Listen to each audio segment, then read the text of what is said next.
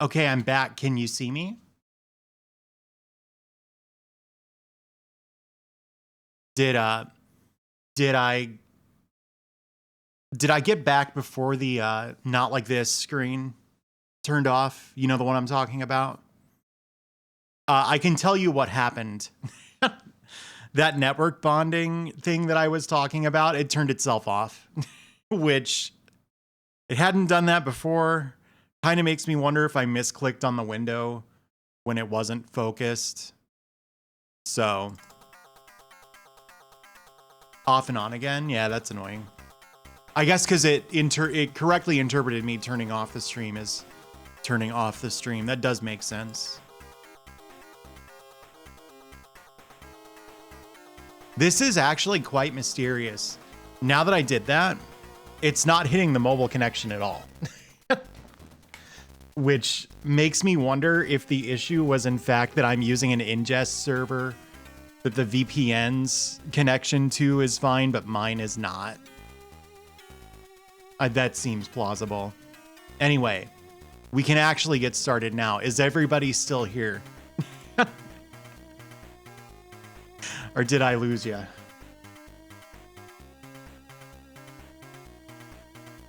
I see dancing. There's no Hulkamaniacs here. Does he say there are? Did you see someone said like magic words that someone said it's not hot in chat, and my brain was like, ah, yes, it wasn't hot when Hulk Hogan went to the Hulkamaniac free dimension. Anyway, tonight, so I assume most of the people who are here for the intro are already familiar with these streams. But in case you're not, and for posterity, because I am going to put this on YouTube or something, before I did VTubing, for a couple years, I was doing a project that I never settled on, on a name for. I usually called it Project PC Engine, so we will usually call it that. But it is a retrospective. I'm looking at every game on the NEC PC Engine, which also came out in the US as the TurboGrafx 16. It was like 2 years before VTubing, Sheriff. And then there was an overlap of, I think, about 3 months. And then 3 months into VTubing, I was like, I can't do both of these at the same time. It's too much work. But we'll get into that, actually. Because that's quite exciting. Now.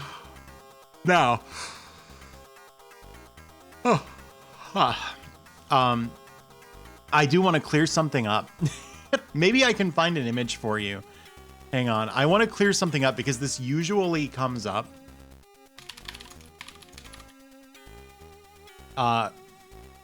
So the PC Engine was released by NEC, right? And I think their most famous contribution to gaming, like among Twitch people, may not be the PC Engine. It might be the PC-88, which is not the same thing. And pretty often I'll like run into someone in chat. You know, this doesn't happen as much anymore because I haven't been doing this for a while. I'll run into someone in a chat somewhere and they'll be like, oh, I know you. You're doing the PC-88 thing where you're trying all the games. And it's like, no, not that one. So the PC-88 was like a DOS-based computer, wasn't it? Yes, it's the same company, which makes it extra confusing. So, like, it was the go-to personal computer you would get in like the 80s in Japan. If you had need for a personal computer. And if you'll give me just a moment, I can show you what that looks like. Or sorry, what the PC Engine looks like.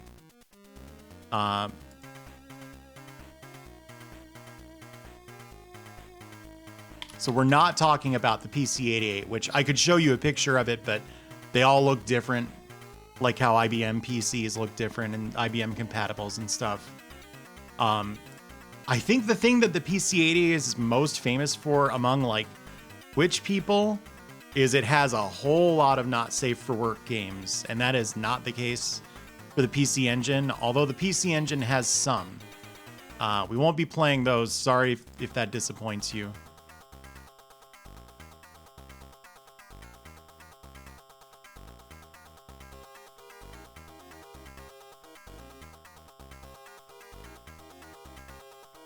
All right.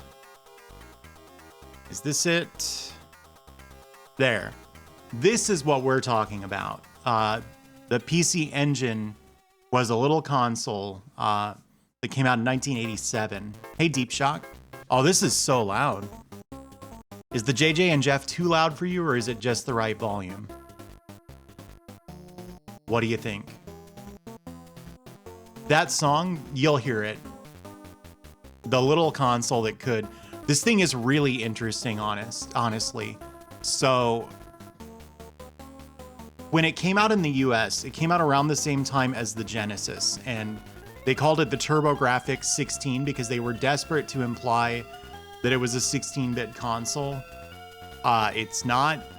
It runs on I think basically a supercharged NES CPU, right?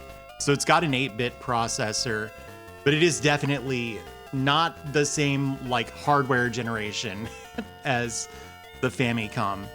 It looks a lot more impressive, and probably the PC Engine is why the Super Famicom finally came out.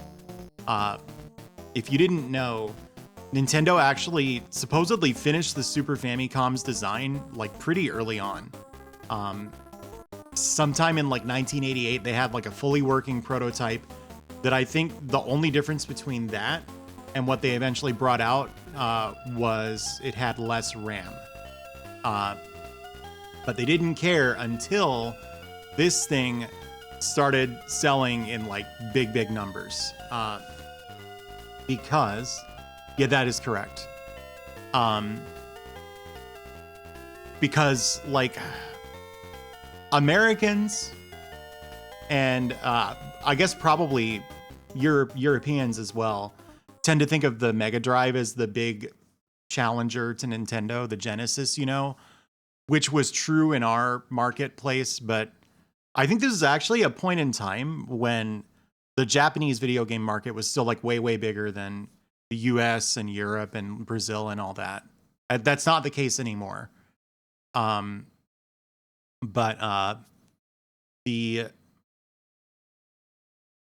In Japan, the Mega Drive was like basically a flop.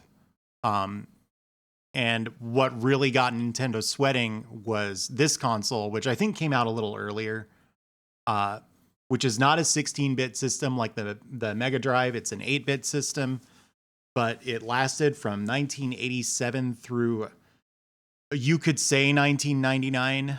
But in reality, like if you look at all of the PC Engine releases in chronological order, which I have done many times.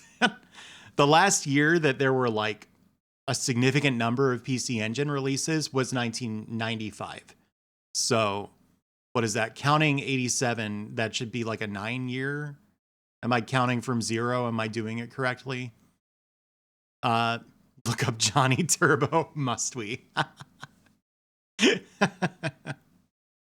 But anyway, absolutely not, because that'll get me banned from Twitch. Yeah, so I did this project before I started VTubing, and I played everything that I could without getting banned from Twitch. So that meant they're mostly Mahjong games, if you must know, like strip Mahjong. Those games had to get skipped. And there were a few that I didn't have hardware to play at all. So we got 325 games in, I think. But if you look at all of the PC Engine releases in chronological order, I actually got more up to like 340. And there are, I think, 678 games released in total. So that included a ton of CD-ROM games, which that's the other thing that's really interesting about this system. This was the first CD-capable console. You know, it came out in 1987, so 7 years before the PlayStation, for example. But in fact, the very first CD-ROM based video games were all PC Engine games. The first CD game ever was a real stinker. And you might wonder how this tiny thing fits a CD in there. It doesn't. That's an expansion that you got for it that you attach to the back, with a CD drive and everything.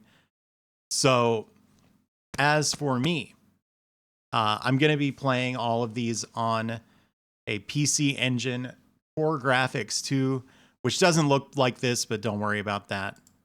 Mine's gray. I kind of like the traditional like white design a little better. Same reason, I don't know. I like the original Famicom more than like the AV Famicom and the NES top loader and stuff. Yes, NEC was the biggest PC maker at the time. They made the world's biggest supercomputer too, didn't they? Or you know, the world's most capable supercomputer, I should say. They were Nintendo was probably quite scared to be going up against them because they were an established company, and Nintendo was a relative newcomer at this point. Sorry, I'm gonna turn off Mini-Dot for the PC Engine streams, at least for this part of them. I might turn it back on if you give me the puppy dog eyes enough, but it would be really annoying for that to go off in the middle of my intro. The Core Graphics was another release of the console. Internally, it's the exact same thing. It's just a different color. And I'm not sure why they did that. They made some real confusing decisions with the console over time. Like I have a theory about this, okay? So NEC already at this point pretty much had the Japanese personal computer market cornered, right? Because if you needed a workstation for most tasks, a PC-88 was going to be the way to go. And I wonder if because they were used to the computing market where you can sell like relatively small upgrades to existing tech, they tried to bring this thing out called, I always get these mixed up, the Super Graphics, I think, right? I get the Super Graphics and the PC FX mixed up, but I think it's the Super Graphics. Yeah. So for some reason, like a few years after they brought out the PC Engine, they brought out the Super Graphics, which was a super expensive upgrade to the system. I think it ended up having 6 exclusive games total, and pre-existing PC Engine software could not take advantage of its beefier specs. So they did release a few PC Engine games that if you played them on a Super Graphics, they might slow down a little less, or they might have reduced sprite flickering. But as far as exclusive games go, it was in the single digits. So very strange. Maybe why NEC didn't stick around as like a dominant force in the console market, because the PC Engine was huge. And I'm a little sad that we can't just start over from game one so we can all experience it again together. But if I do that, then we'll be doing this for the next 15 years. So I'm not going to do that.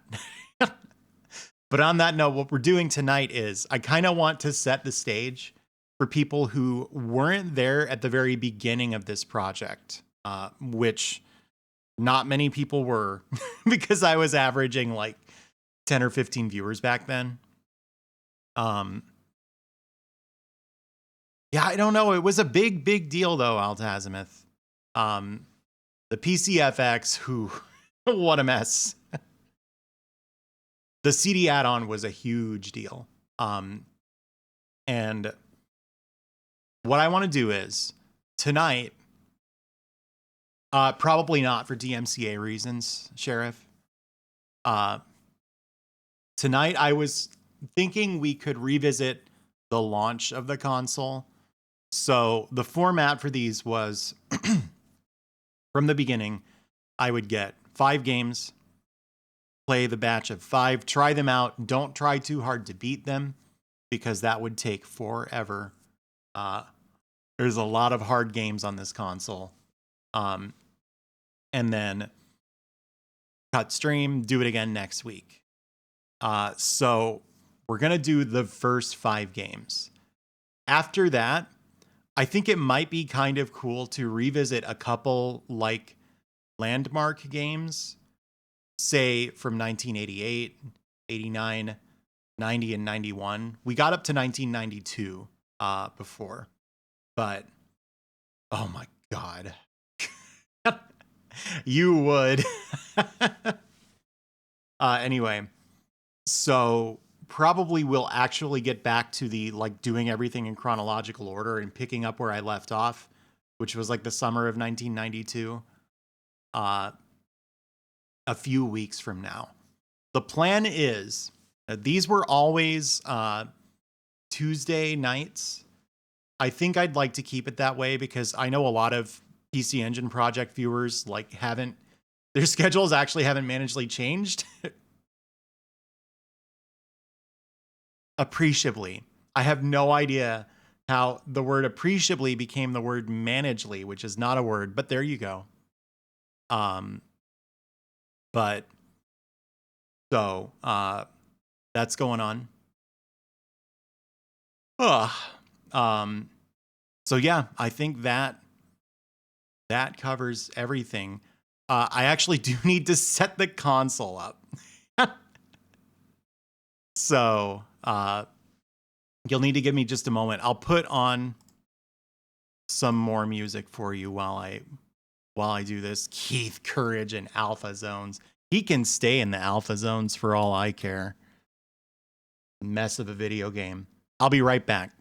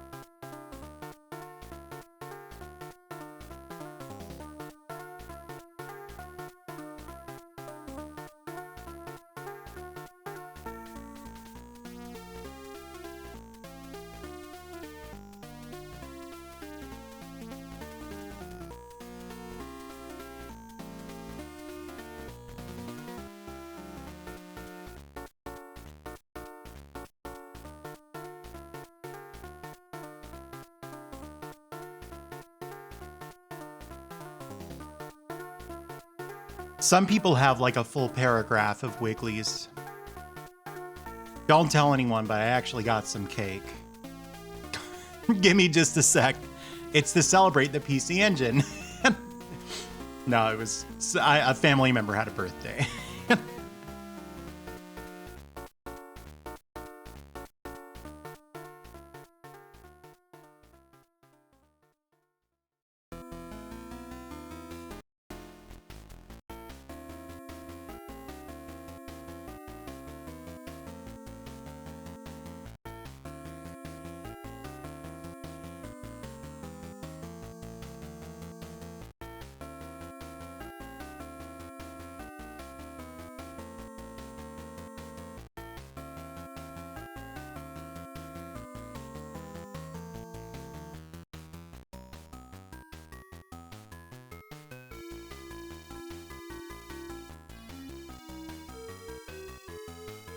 Yeah, Hazel Benui did a really good job on that one.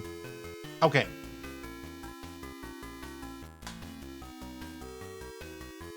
Firing the old PC Engine up. This used to be a weekly ritual.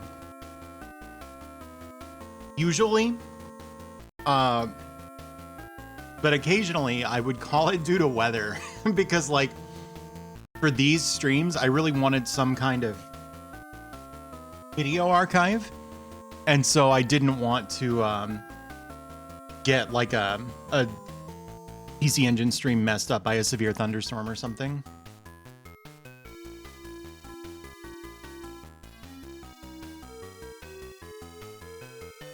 Yeah, if you're subscribed to a lot of channels, you probably got a lot of Wigglies. That's just how it is.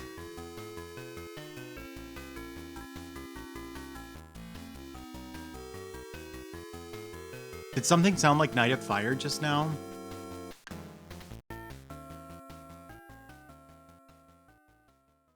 You know what's funny?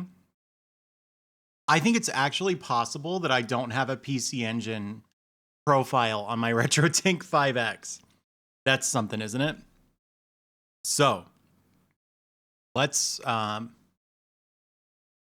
first game, I'm gonna warn you, it has an abrasive soundscape is why I'll say what I'll say. Good Lord. They don't all sound like this. The PC Engine has really flexible sound hardware, and it's really interesting. And it's a lot less limiting than like the NES's sound hardware, which can backfire. In the case of this game, I'd say it did backfire.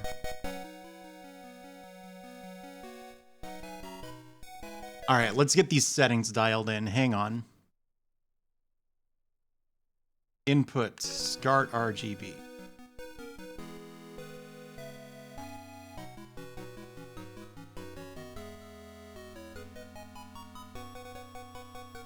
Seems a little soft.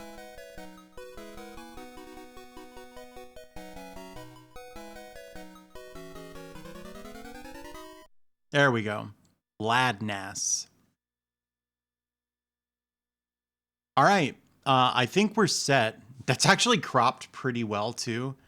But let's go ahead and redo the cropping. I did this once.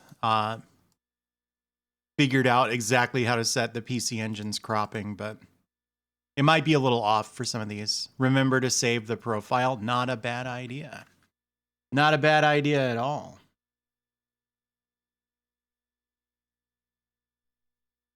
There's no way we're going to remember that slot 6 is the PC Engine profile, but we can try. Okay, so this controller in my hands, this is a PC Engine controller. She's been there all along. We just haven't known. Bikuriman Warudo, if you know arcade games from around this time, you probably already know about this. If you don't already know about this and you do fancy yourself an arcade expert, this game might start to look familiar fast.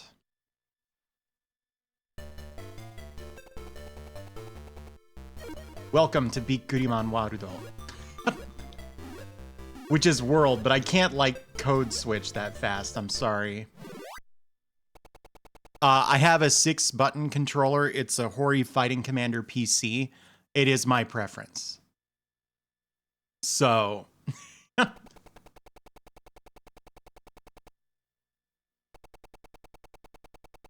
the destiny of this zone lies in our hands. Our name is Rokoko, which what this is, this game.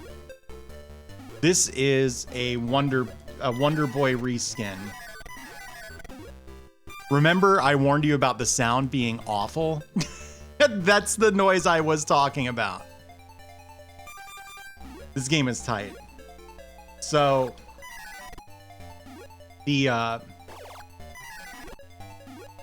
this is just Wonder Boy and Monster World, right? I think Monster Land. It's Wonder Boy and Monster Land. All right, bye.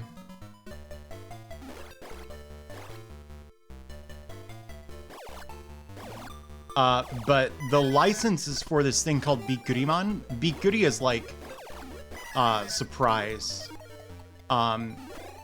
And it was actually like a line of, I think, trading stickers. This guy's name is Satan Maria, by the way.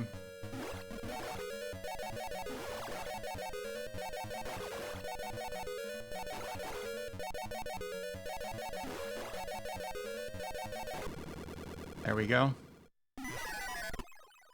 No, I didn't get the coins. Oh, nuts. Hey, Perfect Cell, how's it going? But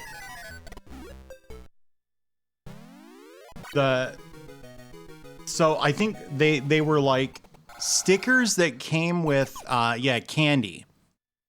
Collectible stickers, and they maybe like got in hot water with the government or something because kids were getting like way too into these and like buying up shitloads of the candy just to get more stickers. Well, we can't get the cloth boots or whatever because I don't have the money.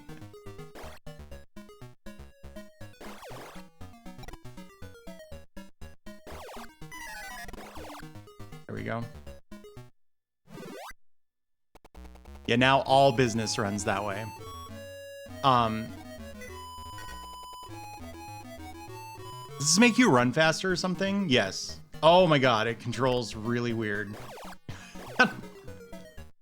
So I love this game, but I must say it is strange to wrangle. Your acceleration and deceleration is really slow. So no one why. I was starting to say no one wise, no. No one knows why this was picked as the launch game. There's evidence to support that it wasn't supposed to be, but it was the first one that was done. And I know some people think, like, basically it was a statement, like, the Famicom wasn't really capable of, like, accurate ports of popular arcade games, but this game was not that old when this release of it came out. And like this is a really close port, except that everything is Bikuriman themed for some reason.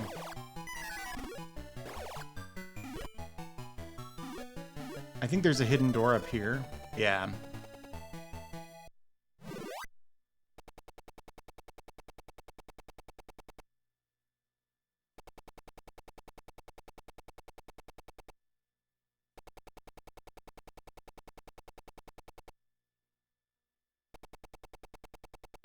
I'm gonna be honest, I didn't read this.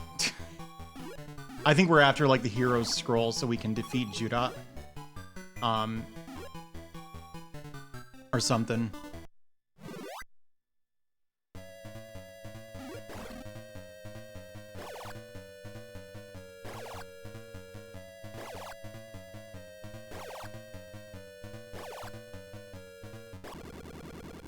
Hell yeah, look at that.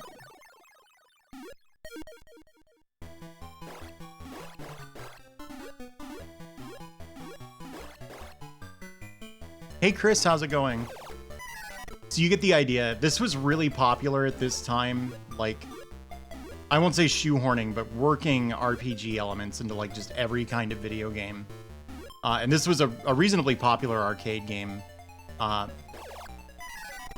lot of people say that that kind of goes back to the Tower of Druaga. Okay. The game didn't like that jump. It wanted a slightly different jump. Where like even in arcades, you had games that were like cryptic and had like a lot of RPG systems to engage with and stuff. Oh, it's Satan Maria again.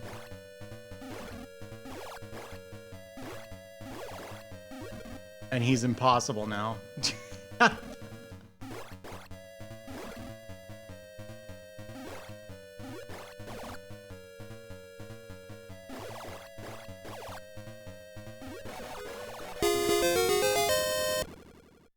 Not too bad, Nocturne. How are you? Excellent. This is the furthest I've ever gotten, by the way. Getting that second key.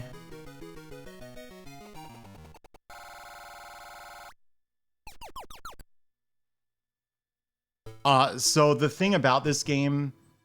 Hey, thanks for the follow. That,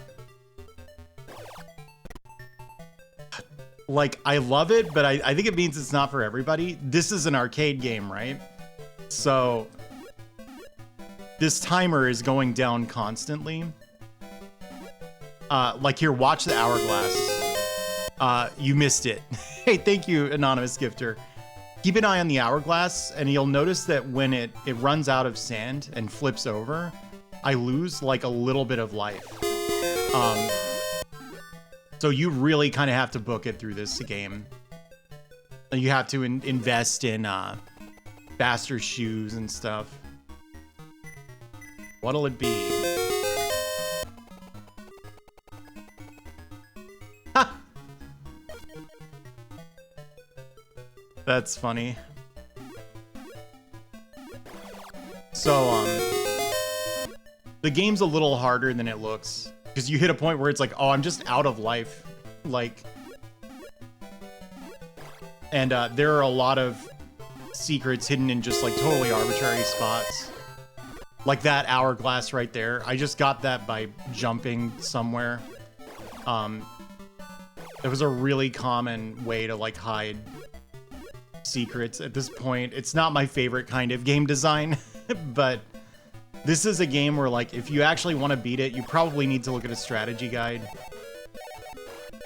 Luckily, I'm almost done. We can move on to game 2. I've been meaning to learn this game. Like, I like it a lot. I would not play it on this console because you're hearing this music, right? It just sounds awful. I would play like a port of the arcade version instead. So yeah, if you purchased a PC Engine the day before Halloween on 1987, because I know you guys were all looking for new video games in 1987. It could have been this.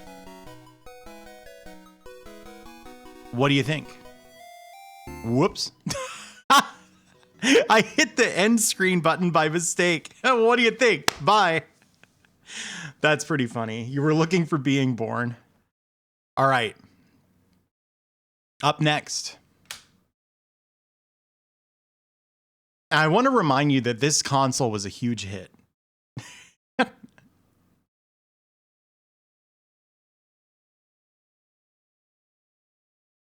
The second game. So, not only is this the second game, there were 2 games. Hey, thank you, Invaderoid. 2 games you could purchase at the launch of the PC Engine. The other one, Shanghai. You want to play Shanghai? I doubt it. Under license from Activision. Original game designed by Brody Lockhart. I've heard something about this game. I've heard it's maybe not like super clear who actually designed it originally, because this is just like a sort of solitaire game that people will play with mahjong tiles. And so it maybe has some touches of its own, but the guy who says he invented it, it's like, what do you mean? Like, that's like inventing solitaire. Let's go ahead and, is there a PC Engine wide by any chance?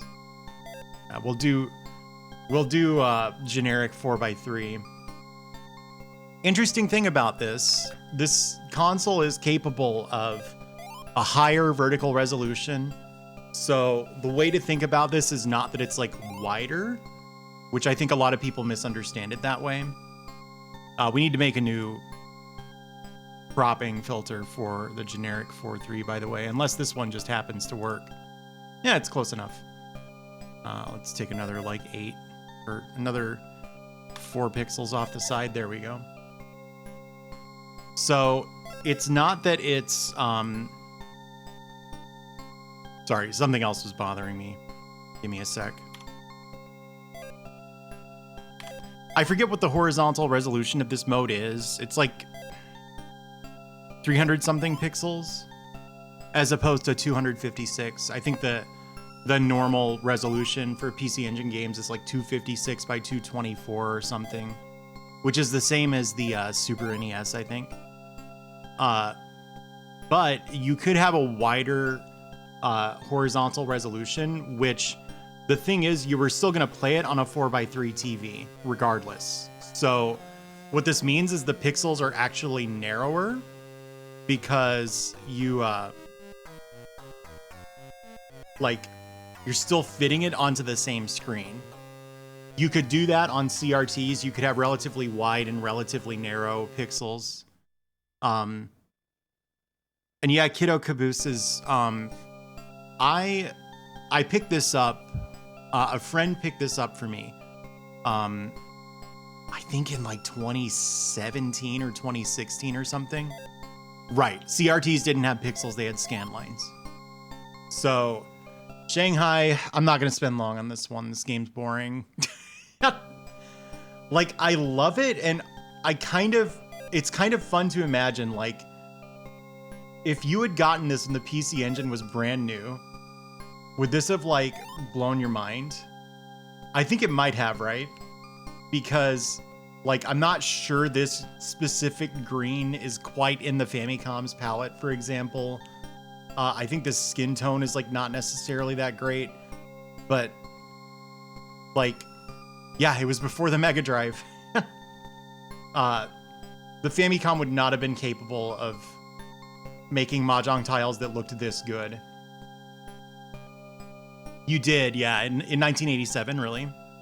I'm imagining like somebody who, the PC Engine is brand new, and they picked it up, and they picked this up, and they might have the same reaction that I had to the Chess Master for the Super NES, which is like, I knew what chessboards were supposed to look like, right?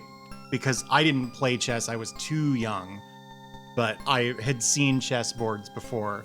So our parents got us a copy of the Chess Master when they got us our Super Nintendo. We had that and we had Super Mario World. And those were the graphics that made me go, whoa, this thing looks so realistic, which makes sense because you don't usually see bullet bills in your day-to-day lives, you know? But yeah, I don't know, it's Shanghai, it's fun. I think you see what's going on here. I can only pick the like pieces that are on the edge. So I can't pick this one, for example. And I have to pick 2 matches to like put them away. And I have beaten a single board of this before, but it is not that common. I'm not really familiar with the strategy.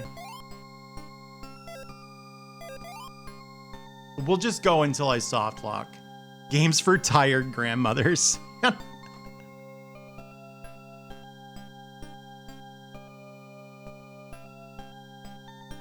And yeah, I miss that about CRTs too, Magic Meows. As soon as you like try to, on a modern display, get something that's a completely accurate aspect ratio that doesn't shimmer, you start to realize that like modern display tech is not without its drawbacks. I don't have a great back, so I don't miss CRTs too much because they're really heavy, but I do miss them. What is my plan for that 8? What's my plan for this 6? Okay.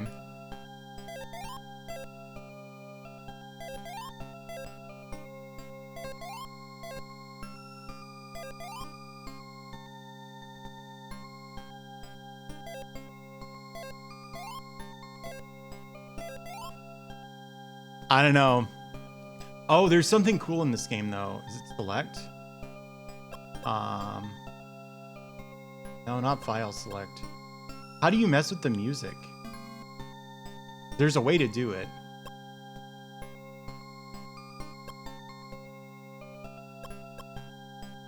Whatever, in a second. In a second. Yeah, I remember I had a friend who had a Mac, and like Macs were sort of positioned as like multimedia computers at this point. So I think most of the games were designed to like show off. That was a completely pointless move. Don't make the move I just made. Show off the Mac's like graphical or you know, multimedia capabilities. And I think that's why he had Shanghai. And I remember being fascinated with this game because I'd never seen Mahjong tiles before in my life, but I was like, whoa, they've got such intricate designs and they're so colorful. Let's see. I don't think I have anywhere for this 4, do I? I might be in danger. We got to get this out of the way. But I don't see, I think it has a twin anywhere. Not anywhere convenient.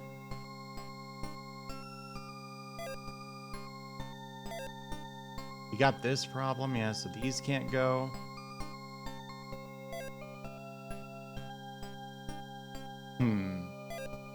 Okay, well, if this works.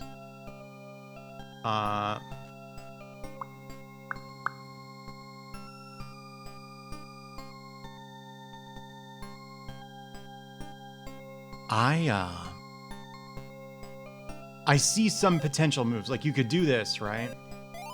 And then I guess you could get rid of these as a result, but like none of this seems productive. I think I might have rendered this like I'm gonna bleed out over the course of this Shanghai.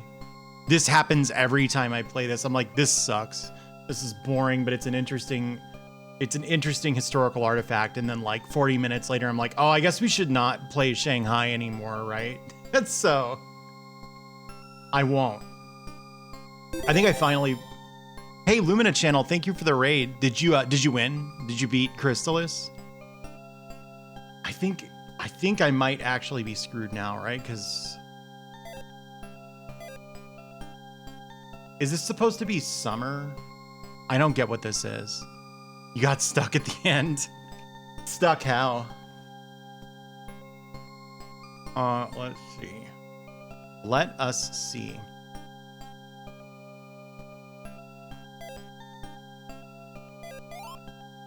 I know you just want to see more Shanghai, and I'm gatekeeping you by not being any good at it. I'm sorry. I'm working on it. Yeah. I kind of wondered. It's easy to get trolled by the power ring. There's no 8, right?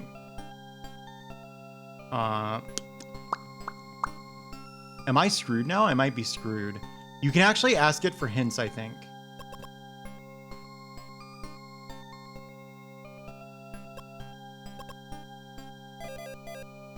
Oh, okay.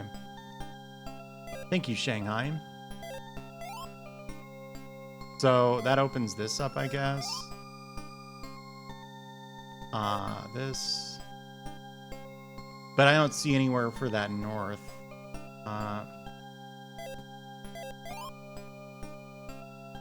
Oh, didn't I need this though? No. Where's the theme? The best Mahjong game? I really like Daiichi Mahjong personally. Oh, the graphics were actually not super clear on this being on a different depth layer. Like I can see it now, but oh, there's like Bomberman in the middle. What's this guy up to? What's his story? Hey, no problem. What am I trying to do now?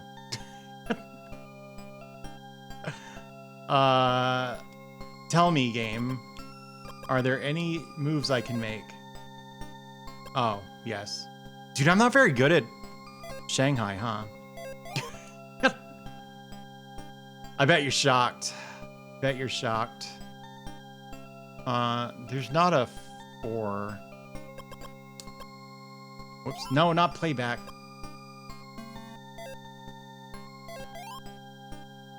For NES, yes.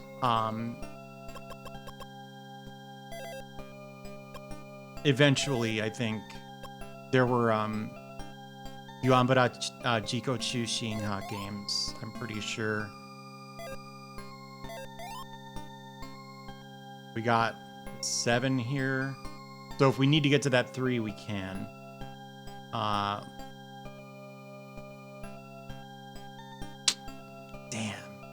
Damn. So do we do this? This? Hello, this? I needed a 4 at one point. Yeah, there we go.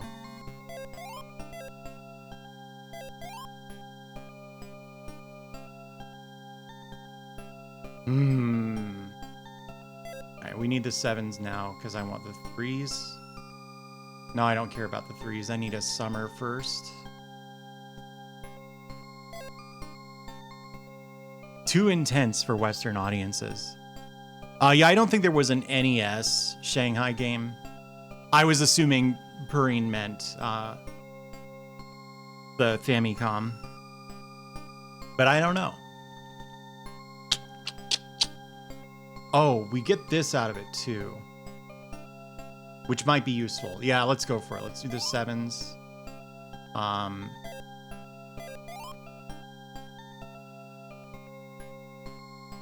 The 3s.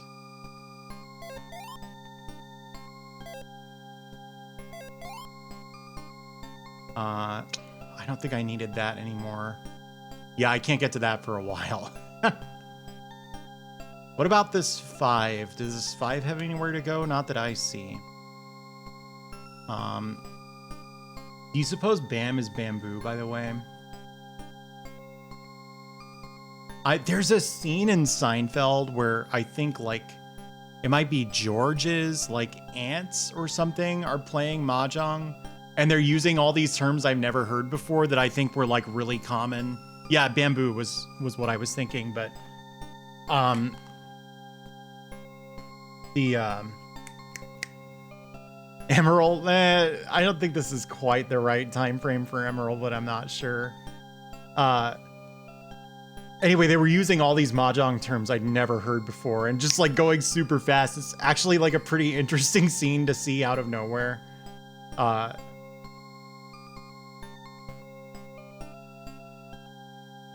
I like soft locked? Hint. The answer is, oh, Bam and Mam can be combined. I see. All right.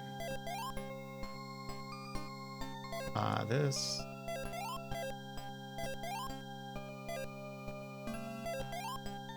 I assume winter and summer can be combined then. Yeah.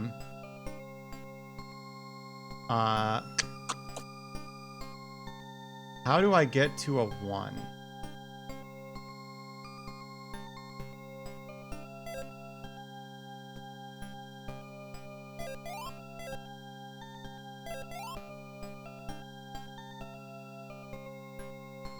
Spring and autumn. North and north. Okay, so we've got our 1s.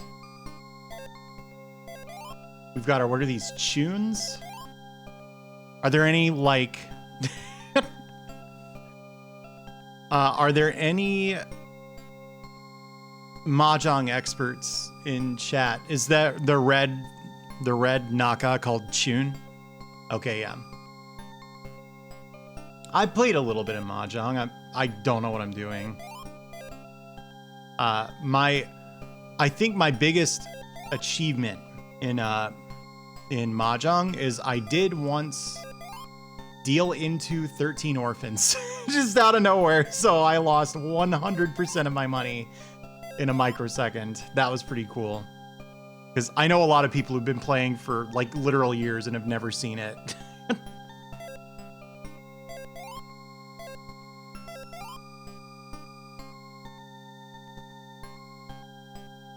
There wasn't another 5, right? It must be down here. No. The ones... Oh, there's the other 5.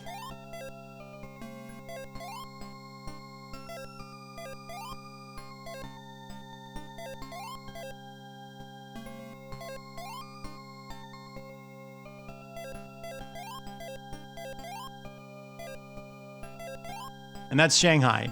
I did have to use the hints, so... Yes, to be slain by 13 orphans is an honor. Yeah, look at that. I'd forgotten about this. I'm glad we played the whole board out so you could see. There's a dragon in there. How about that? It's John Madden. Pretty cool, right? The Mahjong dragon. I swear this has other music though. Let's try the red flower. No, oh, that was the red flower. Hang on. Pink flower. Damn. I know there's more music in this game. We were listening to some of it and it was good. Oh my God, I don't think this supports the reset shortcut. This is the second game on this system. Okay, here's a weird thing about the PC Engine. It doesn't have a reset button. Remember, the console was really small. There's no reset button, and there's also a single controller port. So if you wanted to play like multiplayer games, we're done with Shanghai. If you wanted to play multiplayer games, you actually had to buy a multi-tap. And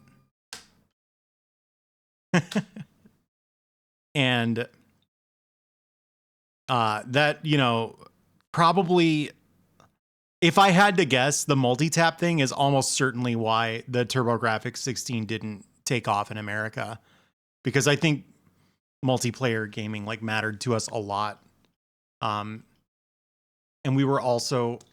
I don't really remember peripherals for consoles ever doing super hot. But in the US, I mean, I don't know, maybe they did, but to my mind, yes, that and it launched with Keep Courage. Just absolutely the worst choice they could have made. Thank you, Osakan. I wasn't that big a deal, I think, in the Japanese market. Yeah, and the TurboGrafx 16 is massive. So like there was space for that stuff there.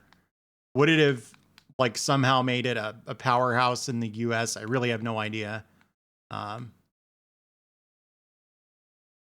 But yeah, I actually have the 4-score. The SNES multi-tap was bundled with Bomberman, which I think was really smart. And it's also kind of ironic. I'm doing well, Osakan. How are you? The best-selling peripheral is almost certainly the Guitar Hero guitar or the Rock Band guitar. If I had to guess, that's probably even bigger than the Game Boy Link cable. That's an interesting question, though. Anyway, so But yeah, you can't, there's no reset button on this thing either. So if you want to reset, there's a controller shortcut.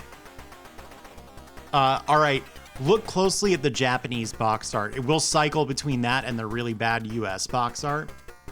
But if you take a good look at it, look at the upper right corner of the Japanese box art. You see how it says Volume 1? They numbered the like first party, meaning NEC and Hudson Soft releases for kind of a while. And China Warrior came out a full month after the console, but it's labeled Volume 1, which kind of implies that maybe this was meant to be the launch game. And looking at it, would this have sold you on a brand new console that costs hundreds and hundreds of dollars? Yeah. The sprites are big. That's like actually pretty significant. There were sprite size limitations for consoles back then. So this was sort of a flex to show this off. Something I didn't realize until I started watching a lot of Crontendo. This game came out on the same day as Punch-Out, which is sort of a similar game in that it's got giant sprites and it's all about fighting. And also it's more fun to play. So, yeah, I think this game's cool, personally. It was chosen for the TG16 Virtual Console because I think it was like moderately popular in Japan. Because it was the third game. So if you were really excited about this system... Whoops. All right, I remember the controls now. Oh, oh, oh.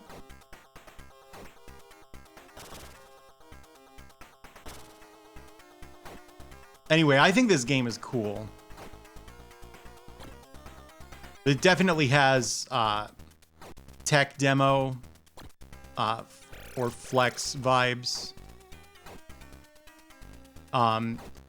Like he gets kind of a bloody lip as you take damage, which I think even in Japan, like Nintendo was a little, well, maybe it was entirely a US thing, but that did of course mean pressure for Japanese developers who were trying to sell their games there.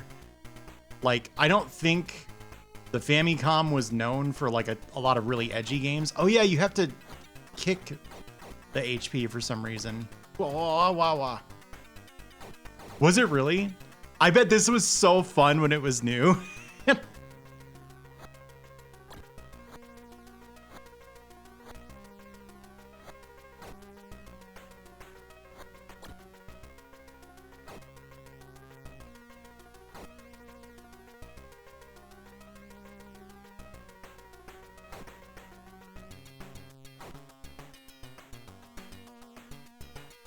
Yeah, what is that thing, Strawberry? I always thought it looked like, oh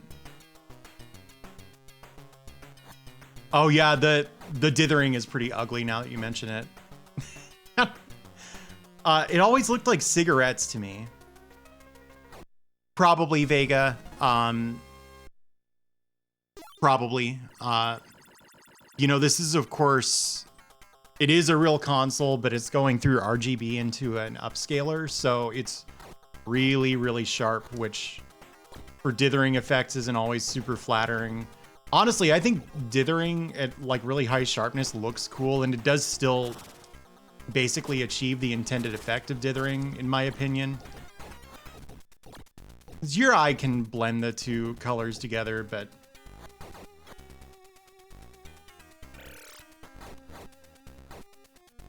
I will never turn on scan lines for web video. It looks really bad.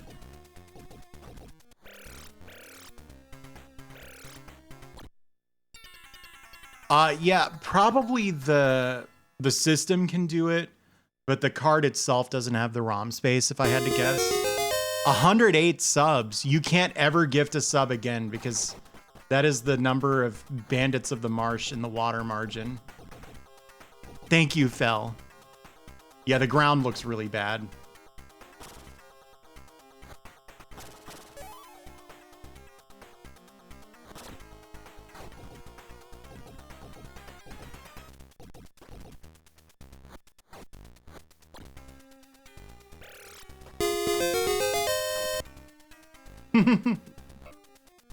Thank you, Ilya. Thank you, Apricot Ghost.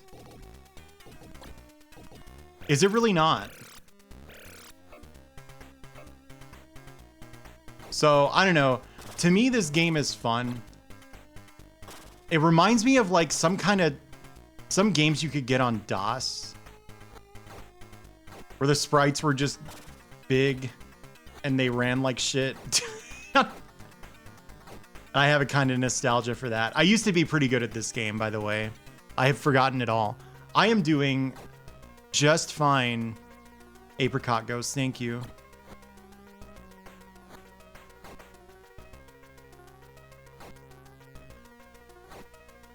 A really fancy Tiger handheld? Yeah, because you're like dodging sticks and rocks and stuff. I was looking at chat and I got palm struck in the face by that man. Yeah, I agree, Yaga Yago. So there was this arcade game. Was that by IRM? I think it was, called Spartan X.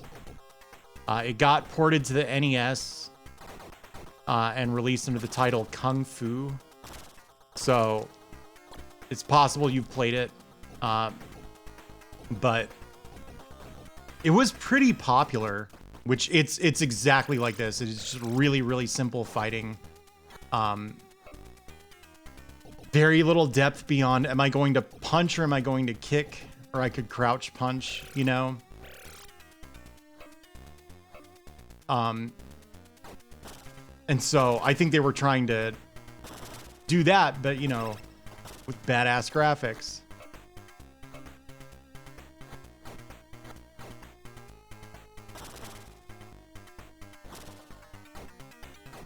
Yeah, they were Dubois. That's why I was kind of pogging out at the really impossible mini boss in the last level of YY World. Whoops. This guy's kind of tough.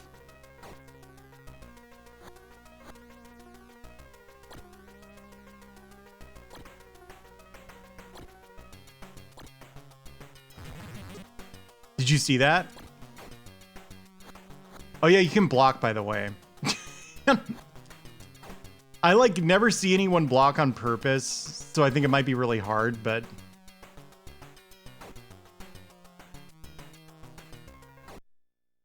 I won. Haha.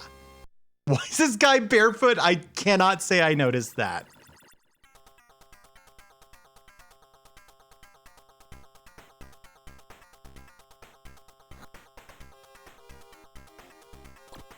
Whoops. Oh, hell yeah. No, I forgot to kick the cigarettes. Son of a... Yeah, the power punch is when you get hit 3 times, right? They're big, right? Yeah, they're a power-up. It's a big HP refill. I also don't think they're supposed to be cigarettes, but I can't tell what else they could possibly be. What is that? What do you think that is? The VHS case?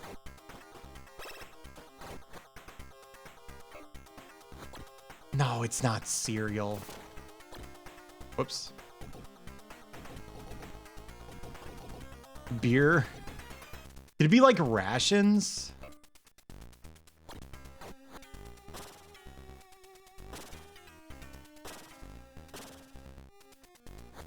Okay, yeah, you were thinking the same thing about the rations.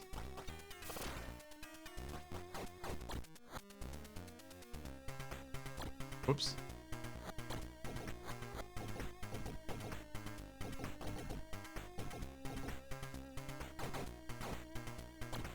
Whoops.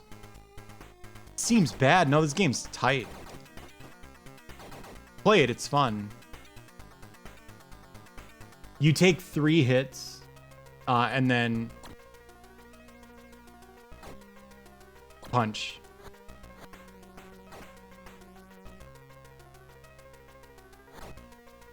I think you just let this guy whiff once and then kick.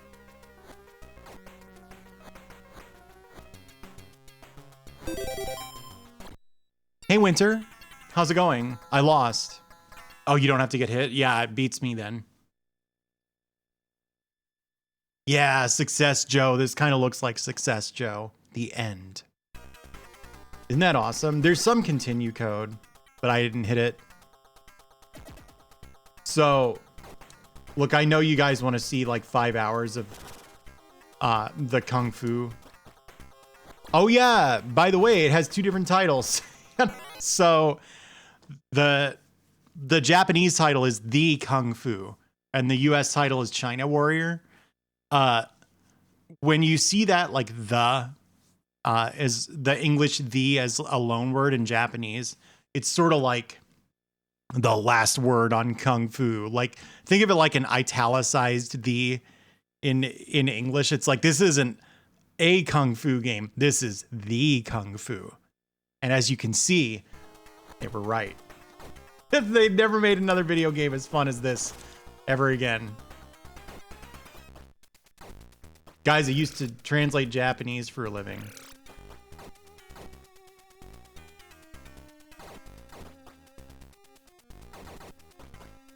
I don't get it.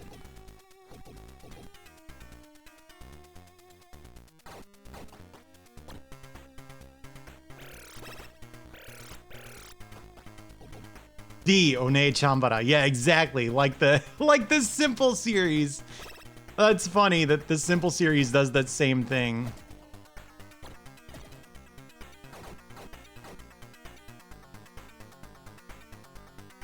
What if you just get in this guy's face and kick him?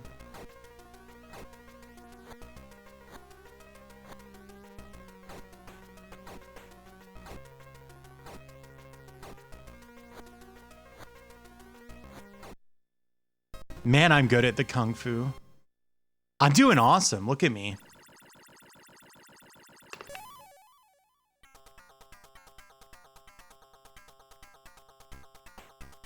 Yeah, I could play this game all night. I've done that before. I once streamed this game for 4 hours. So, don't test me.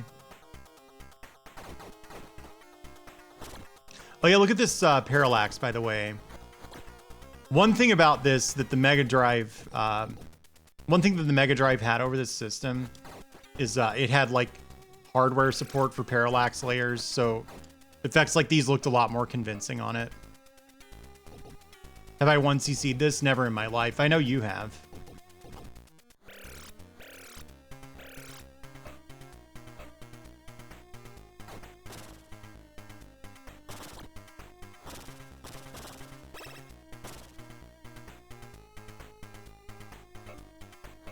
Anyway, I don't know. To me, this parallax looks kind of shitty. Like, I think even at the time, I would have maybe not entirely parsed what it was going for.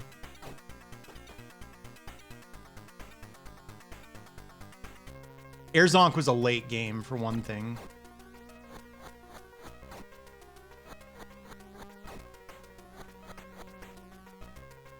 Hell yeah, Dubois. I don't regret my PC Engine purchase at all. What other console can you play where you can do this? I think the video might be cropped slightly improperly. Yeah, my mistake. Should have looked like this. Well, we didn't get archival quality footage of the Kung Fu, so I need to play it for another 10 hours. I'm sorry. Hey, iPompous, you only missed 2 games.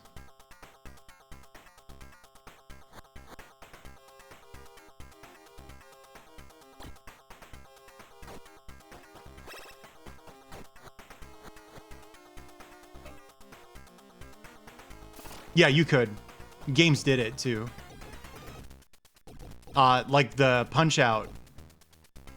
If I recall, the Punch-Out, like, password cutscene looks really good compared to, like, this.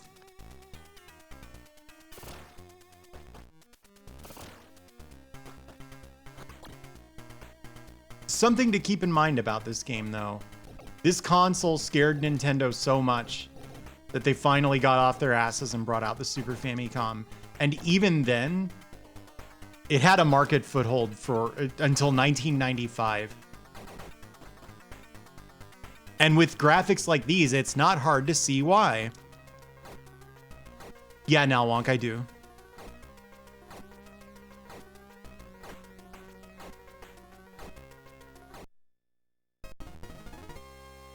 It wasn't. They finished it in like 1988, and they were just sitting on it.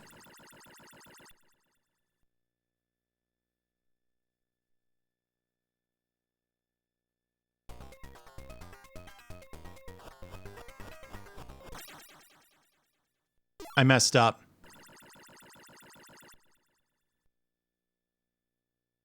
I agree about the SNES's CPU. Although I guess we can't do much about it now.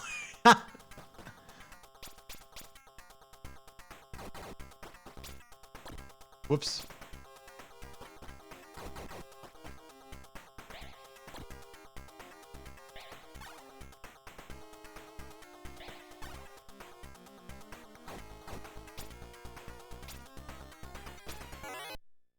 It means what?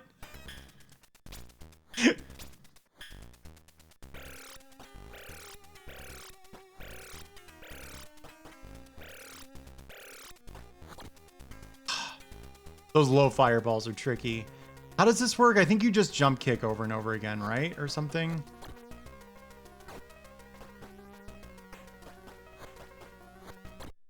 No, you don't. Awesome. That's enough of that. Game 4. I like Game 4 a lot. A lot.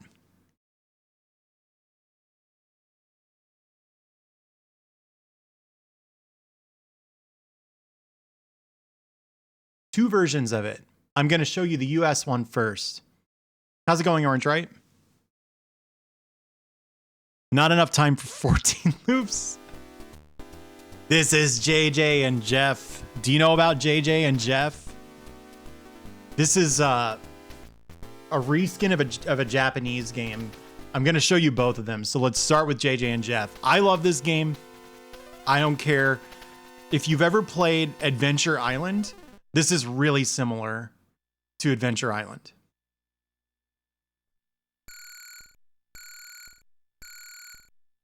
Hudson Soft made a ton of games for the PC Engine. Yes, this is the JJ and Jeff Detective Agency. Yes, this is Dog. Remember that? Hello? Yes, this is Dog.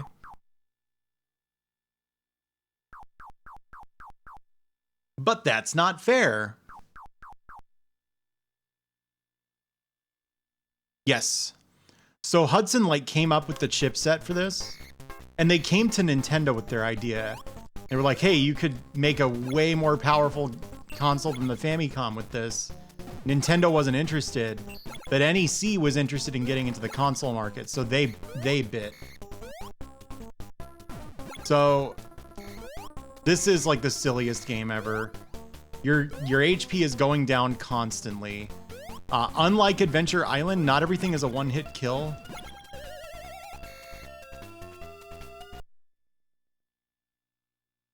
Try kicking above the stump, chump. NEC US didn't know what they were doing, man. So, you remember how I was complaining a little bit about the way that the secrets were hidden in Bikuriman World? This game has that problem big time. It's not a beat 'em up exactly. It's a platformer for sure. Oh, that makes sense, Fel. This kick has horrible range, and you need to kick just completely arbitrary spots in the background to to discover secrets. And it can be a little difficult to know if you kick something and don't unearth a secret. Is there actually no secret, or did you just miss?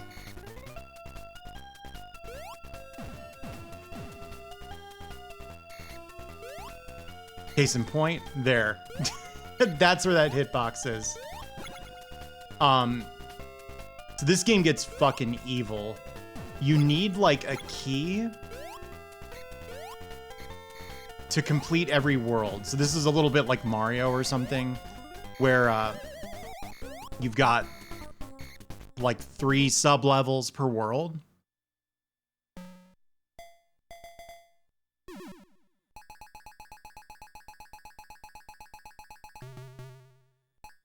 No, everything Japanese in this game got kind of Bowdlerized in the translation. Deep Shock. Stunts, you get me. I prefer the American version. And I love this game. It's not the game's fault.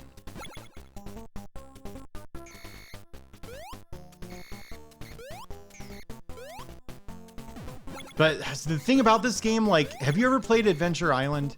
I love Adventure Island. It's really hard to control. And like, it's not that the controls are bad. It's that like, that's just part of the challenge. Oh yeah, sure, that thing. You missed 3 games, yes. I forgot the launch games are like really not that exciting. Except for JJ and Jeff. JJ and Jeff is kick-ass. Anyway, this like controls a lot more responsively than Adventure Island, which is the game it most closely resembles. The Japanese version has a lot of really disgusting humor, and I don't like it. You saw a remnant of it there.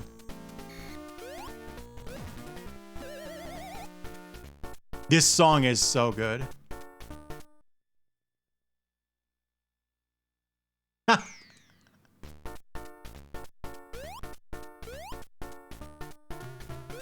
Well, I did really get into Shanghai, so maybe Shanghai's good. Whoops.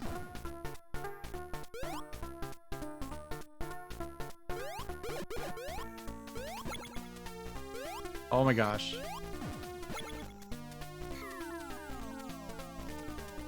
I don't know, Verdito.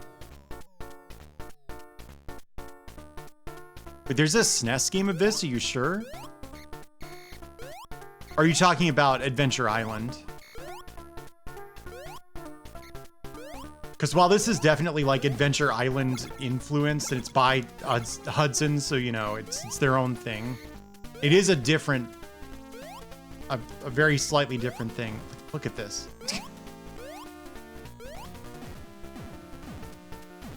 Can you imagine speedrunning this? Like how hard it must be to hit all these like super precise triggers for like spawning platforms that you absolutely need to progress and stuff. Really, Winter, that's cool. I love this game. Vampiro says to look for the hidden doors. You found your game, yeah. Have fun with that.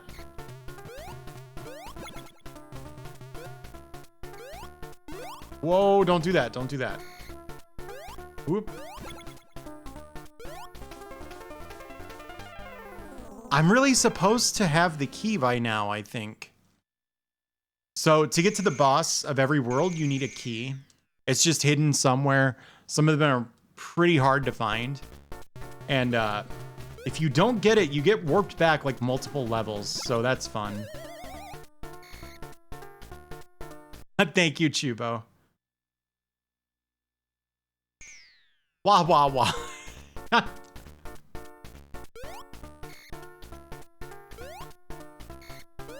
Oh yeah, it's important to note, if you crouch, you use this like spray can. Oh my God, the T. That's the T. Oh, whoops. I forgot I set this scene up so I couldn't go in front of the game. That's the T.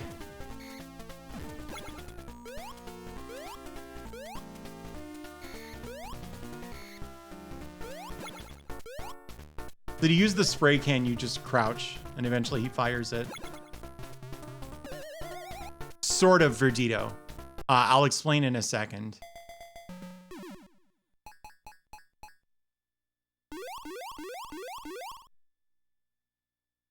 Look at my max HP. You lose.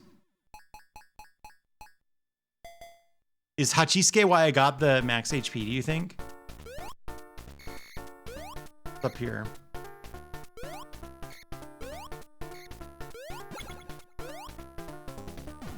Key? There's the key.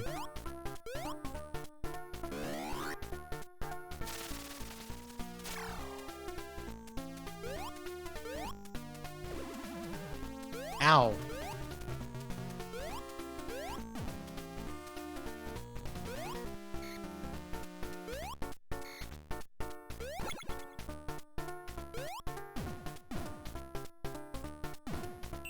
What?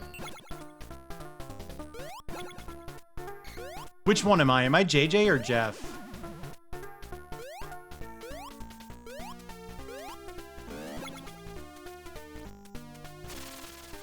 Oops.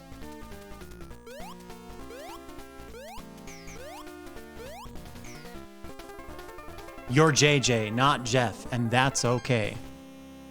So, there are green springs in this game. You don't want to hit them. They send you back like multiple levels. Yeah, famous American celebrities. They're there in case you miss the key, I believe. But this game gets absolutely evil with its warps. I'm pretty sure you can go back like multiple worlds. So if you go in the wrong, like on the wrong spring or something, you just lose multiple hours of progress.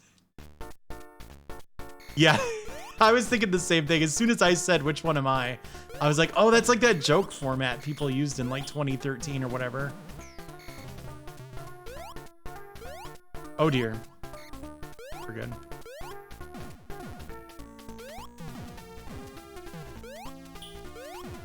Yeah, this is the first platformer for the system. In my book, quite good.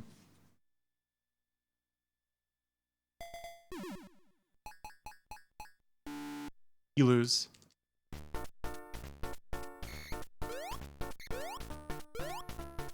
Oh, is this level a maze?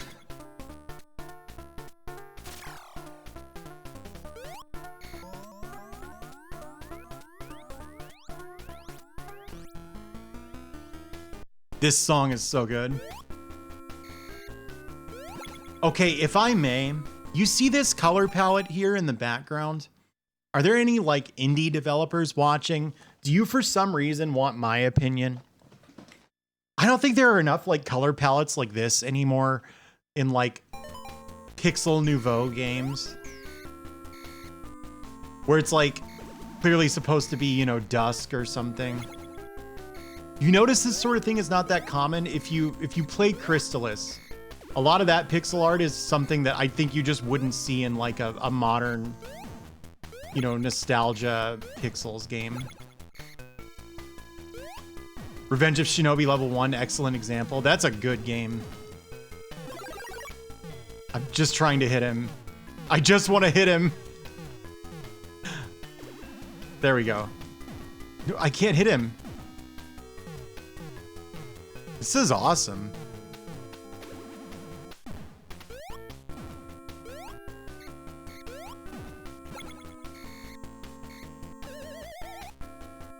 Does it really? They do day for night in a pixel art game? The boss may be strong, but he's got a fat head.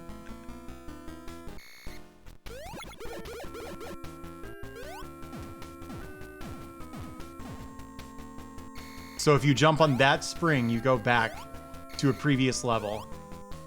And so you saw that, like, I went into a door and the other guy was like, the green spring can help you correct your mistakes. This guy is tricky until you figure out.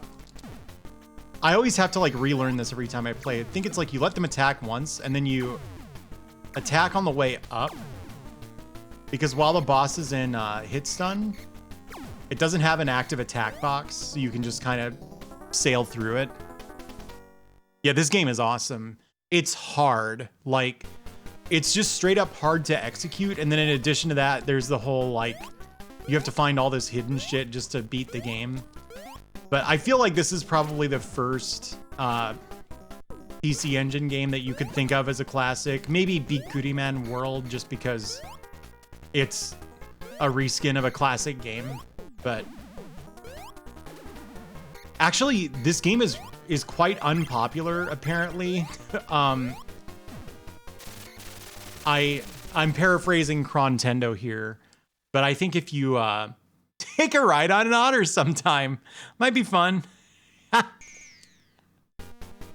I think if you go to GameFAQs and you look at like reviews of this, the most common score is 1 out of 10, which like, I'm sorry, this just doesn't look like a 1 out of 10 game to me. It's no Alfred Chicken.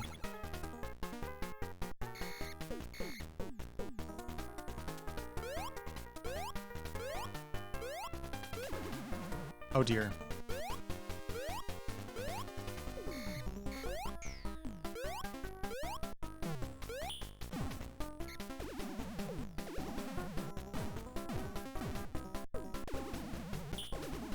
Oh my god. The game punished me for wanting to take out Jeff or JJ maybe. 5 out of 5 maybe. It's a 1 out of 1.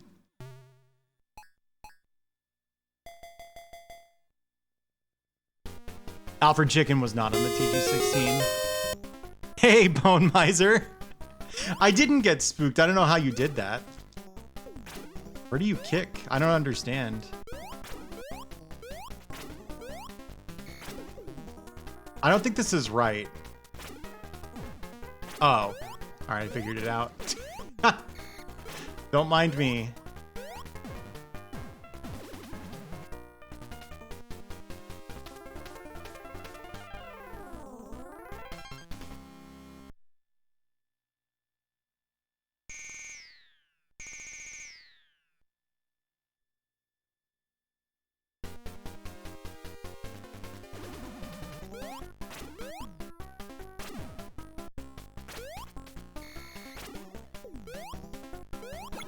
I honestly thought I was screwed there.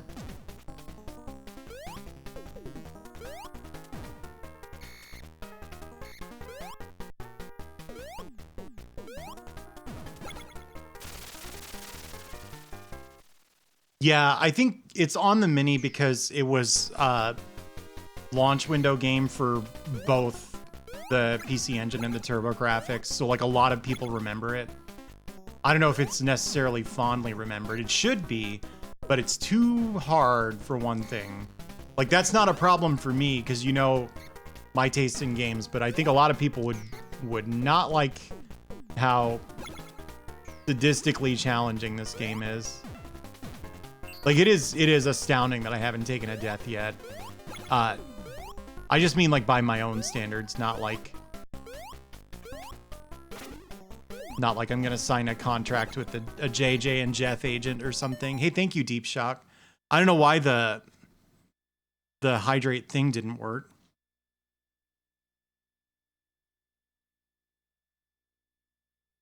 Hang on. I'm gonna go ahead and restart Liran board. Is JJ going for a jog? Okay. My guess is it'll work now here.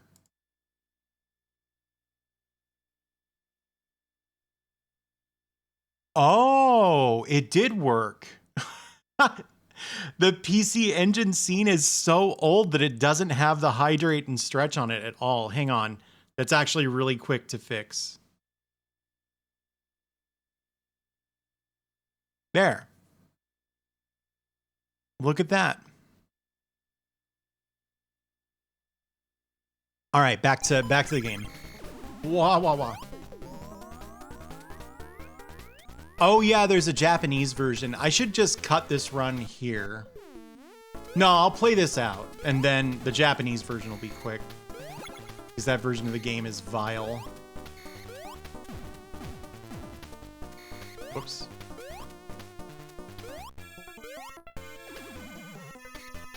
This song is so good.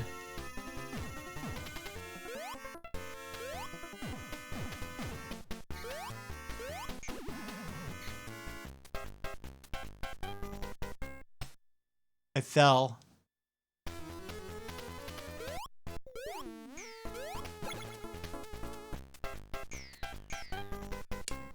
There's an arrow pointing down and it's not progress, it's a pit. cruel video game. What if you had to fall before that platform, though?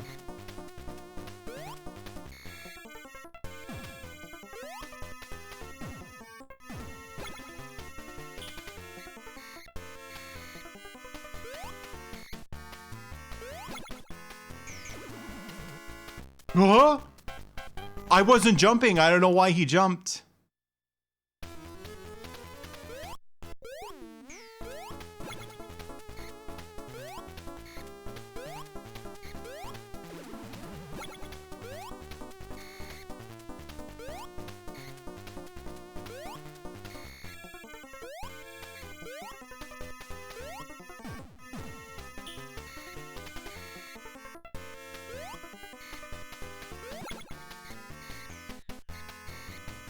There we go.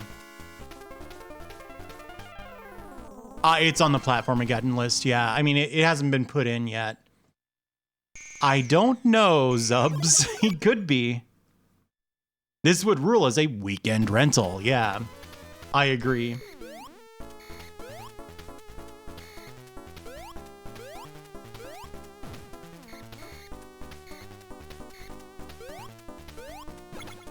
I really like cloud levels like this.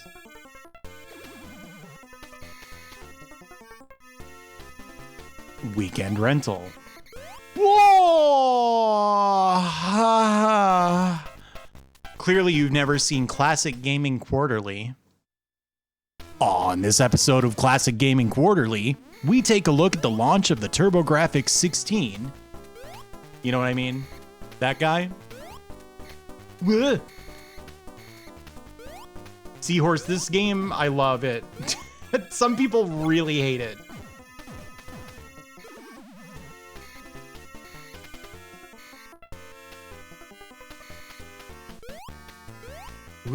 What? Why does he smile like that? There is a reason. There is a reason. Whoa, guy got eagled. So, the Japanese version's been referenced a few times. The Japanese version is called Kato-chan and Ken-chan.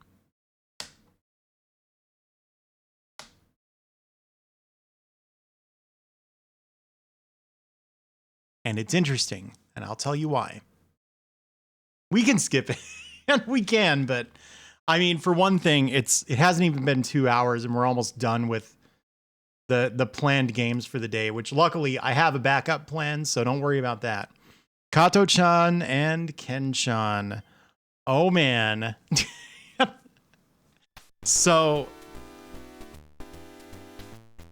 these guys were like a comedy duo slash band. So if you ever heard of a band called The Drifters, that's Kato-chan and Ken-chan. I think Shimura Ken just passed away. They're Cha Kato and Shimura Ken, I believe. Maybe Kato Cha. I don't know. Because people say their names backwards all the time. So, yeah, I don't know if they were a Manzai group. But they had a TV show called like TV Fun Time with Kato-chan and Ken-chan or something. And that TV show was the inspiration for America's Funniest Home Videos, apparently. So, it's a Japanese group called The Drifters. So, these guys were real life celebrities. And it was like a sketch comedy show in addition to the America's Funniest Home Videos kind of thing, I think.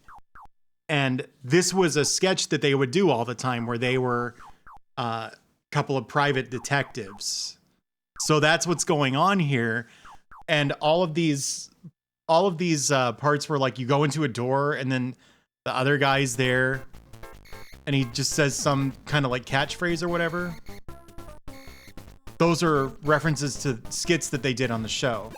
And this was all just completely lost when they reskinned it, you know, to be JJ and Jeff, those celebrities that everybody knows that are totally real. Opie and Anthony the video game. They're not like, what's Morning Zoo? They're not like shock jocks, if that's what you're getting at. What's Morning Zoo?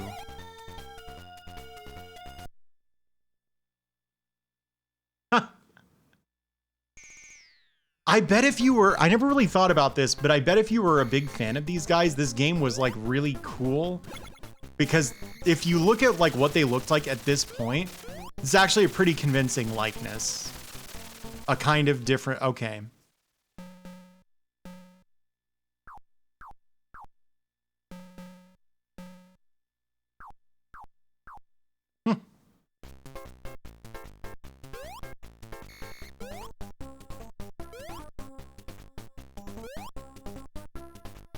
You know what?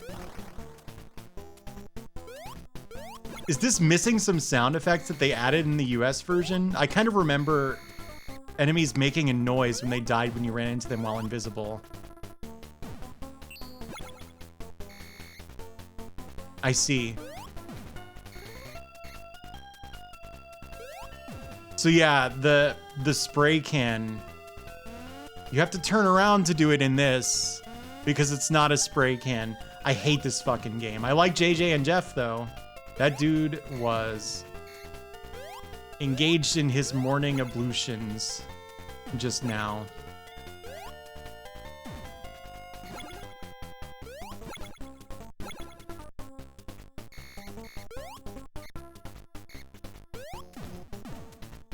I'm not gonna acknowledge that.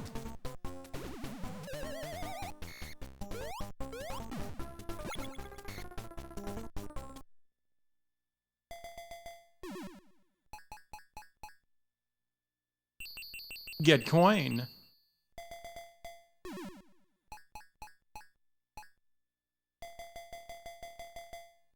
I need max vitality.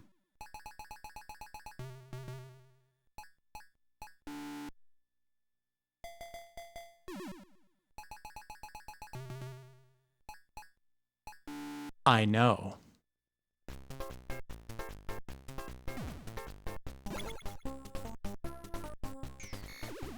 Ow. For my money, if you're gonna play one of the first 5 PC Engine games, JJ and Jeff is where it's at. Although China Warrior has a kind of charm to it. Maybe at the time.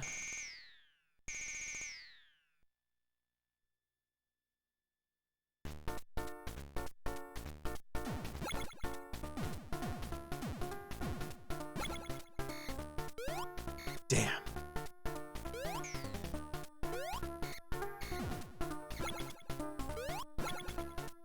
I can't keep playing this because if I keep playing this, I'm going to keep playing it all night.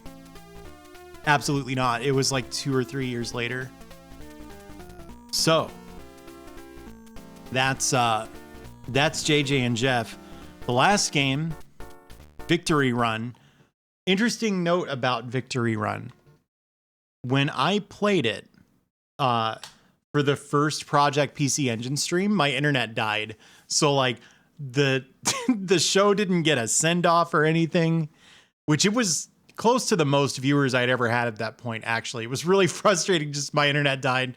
All right. And no one followed me on Twitter back then, so they had no idea what happened. But this game is impossible. I doubt many people have ever beaten it. It's one of those like checkpoint racers, kind of like Outrun, but you also have to buy new car parts and like repair stuff.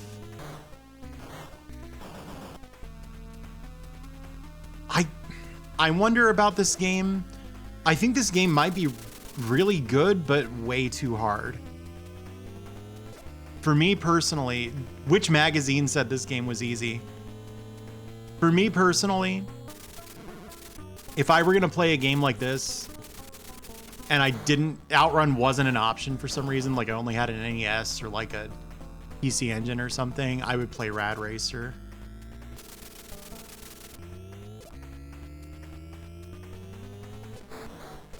Title moving is really weird. I never noticed that before. Let's do it.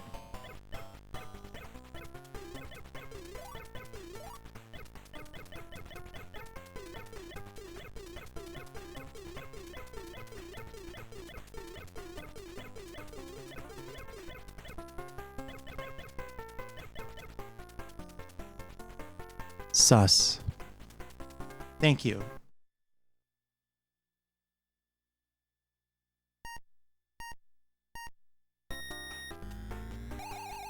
I'm holding the brake button. No, I was holding the accelerate button. Oh yeah, how do you shift? How do you shift? It's down, apparently.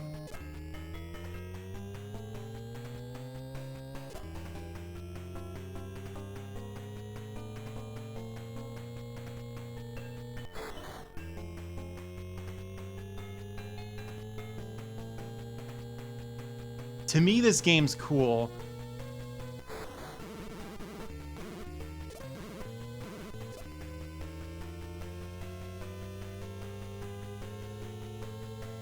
It's charming, and also like the fact that the horizon moves quite a bit, like you get way worse visibility up hills and stuff. It's actually like sort of advanced for this sort of game, I think.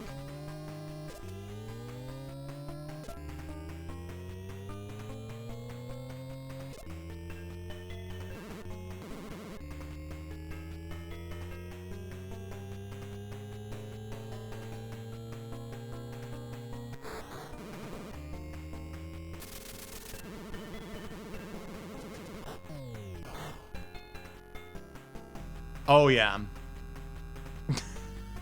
Should I show that game off tonight, Bell, just for the hell of it?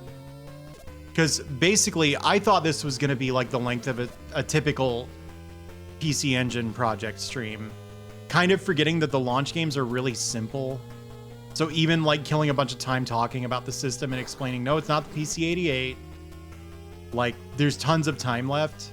So why don't I go ahead and show off some of those landmark games for like the later years, just so you can get an idea of how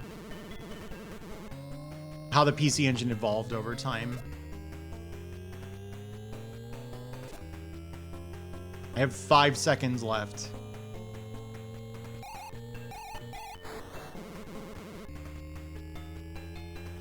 Oh, I get it. Right, I remember this game now. This game is too hard.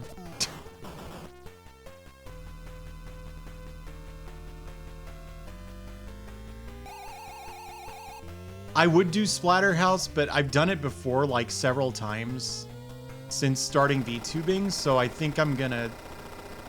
Oh, fuck. Oh, the suspension's fucked up. I can't even get into the top gear anymore. I wonder how that happened. It certainly could have been from crashing constantly. That's awesome.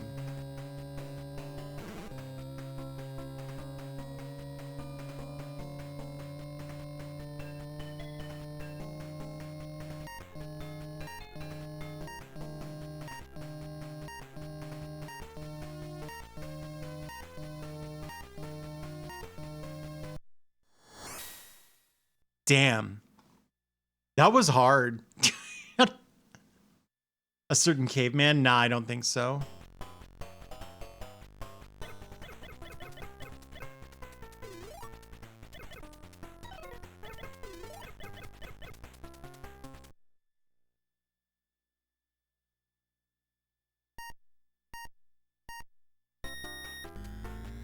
Oh, is this supposed to be another Paris-Dakar game by any chance?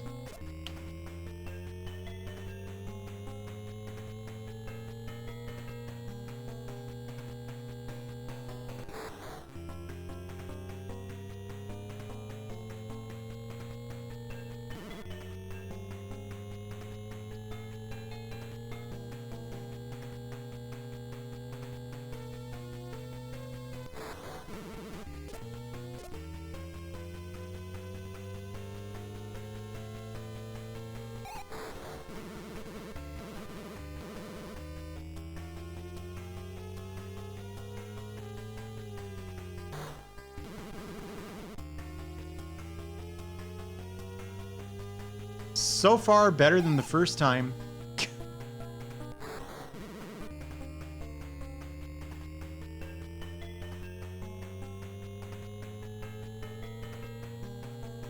It's funny how the solution to like, how do I not lose constantly was like, you could try like just tapping the brake like once in a while. Hey, Felly, what's up?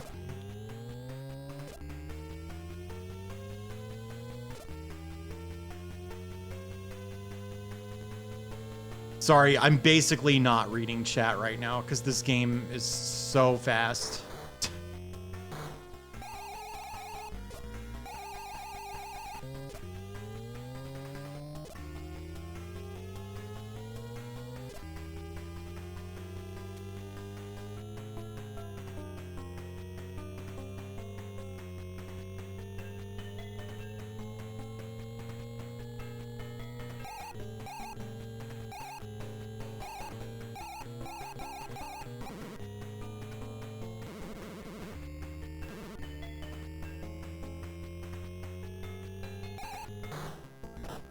Oh my god.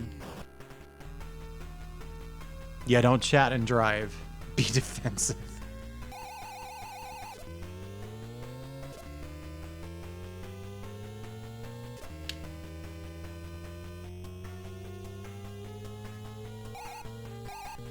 Am I really going any faster than last time? I think I made about the same number of mistakes.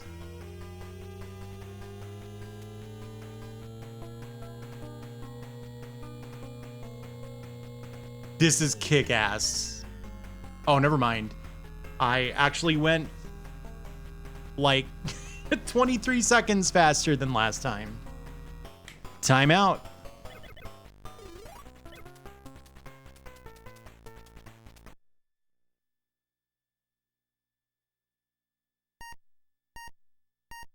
As you progress, yeah, I'm pretty sure.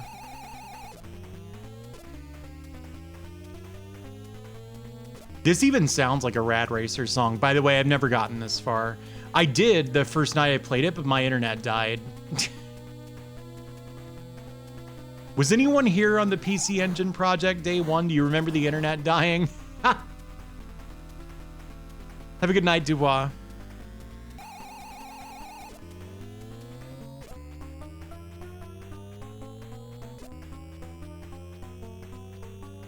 Oh my god, I just realized there's a progress bar up top.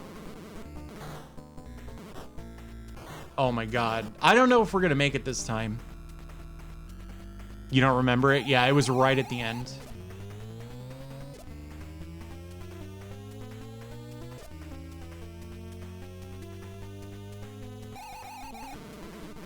What on earth? What's he... Who taught you how to drive? Oh, whoops. Oh, was that a cop? Get off the road, officer, sir.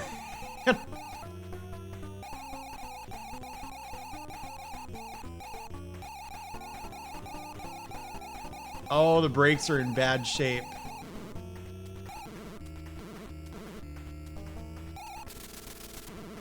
Oh, I think the brakes just died. Now we're good.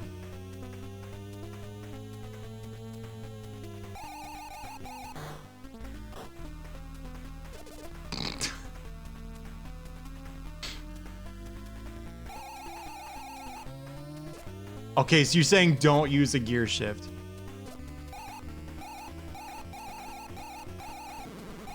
Or don't buy the gear shifts.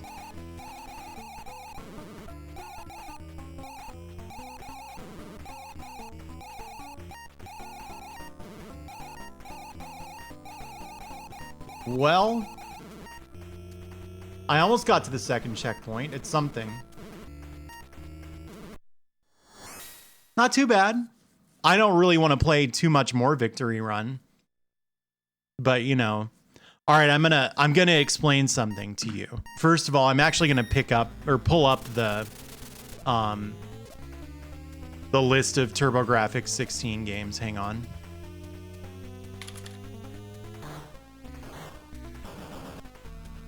We'll just sort that by release date. So check this out. The part of the reason that the PC Engine streams went away is setting up the scene ahead of time is kind of labor intensive.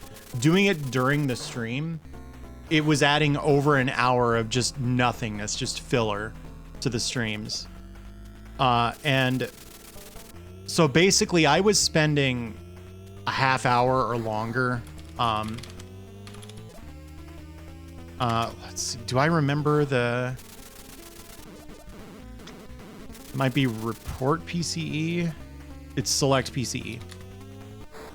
I would spend like a half hour setting these up. So if you've used OBS before, you can probably guess how this works. The cover art is a slideshow set to the US box art and the Japanese box art. The titles are all read from text files, you know. You wouldn't think it's that labor intensive to track all that stuff down, but it is. Mocha, me, and Sheriff Ram, however, the EGM Victory Run info box. This is the one that says it's easy. This game that no one's ever beaten.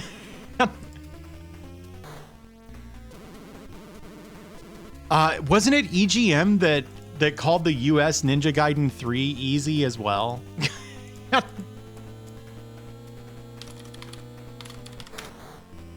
So, from the breathless coverage of the TurboGrafx 16, EGM loved the TurboGrafx 16. I think they really wanted it to succeed.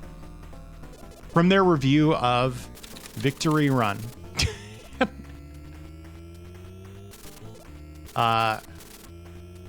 Here we go.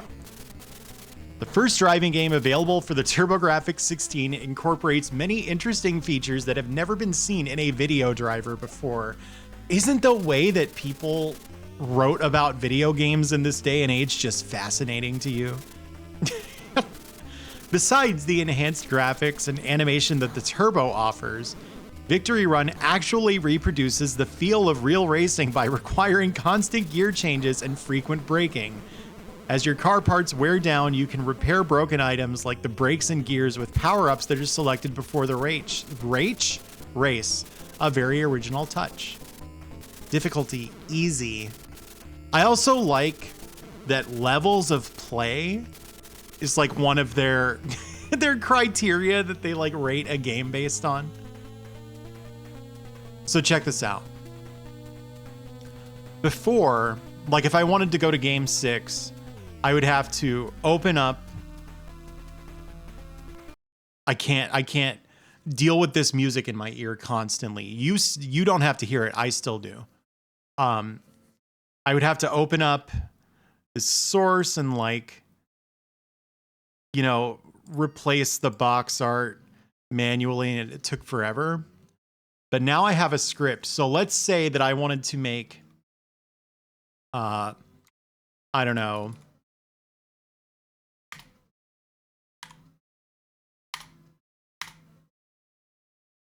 look at that. Did you see how fast that was? I just went into a program, went boom, boom, boom, and now we have R-Type, which I think is the 8th game released. I'm actually not going to worry about that. Let's just call it game 6, actually.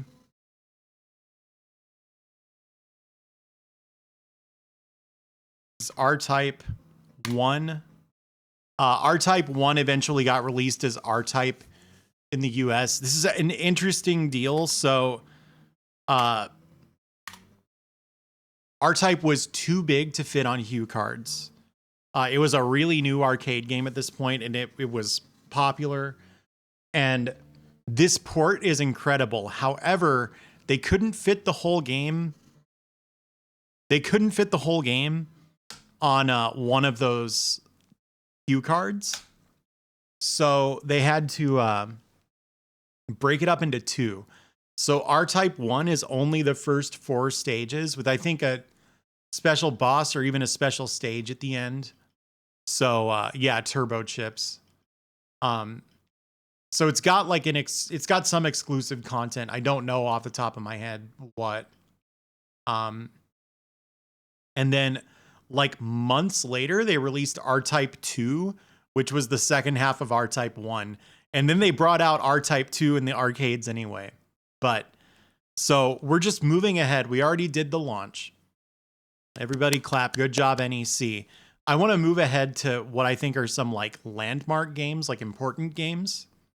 So R-Type is the first of those because Bikuriman World looked pretty good, right? But R-Type, if you're familiar with the arcade game, this is close. Sorry, let me do generic 4.3 for this. R-Type is another one of these wide games. So with the optimal timings, it'll look all wrong.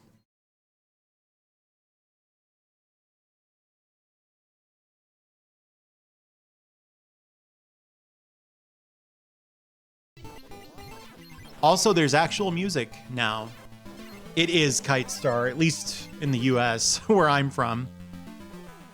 The vertical banding thing, it's not fixable if I had to guess. Don't worry about it. Increase low pass? Nah, I already tried that. I'll give it a whirl. I don't think it's gonna work. Generic 4.3 looks like crap all the time anyway. I don't even remember where that is. It might be under like SDTB decoder. No. Yeah, I don't know. Anytime I've increased the low pass filter, it hasn't done anything. Yeah, okay. That's not something that's fixable with the low pass filter. That is an inherent problem with the hardware. You need to mod the console internally to deal with the jail bars, I think. And even then you can't... They split it in two because they couldn't fit the whole thing on one card. Yeah, I prefer the music in this game.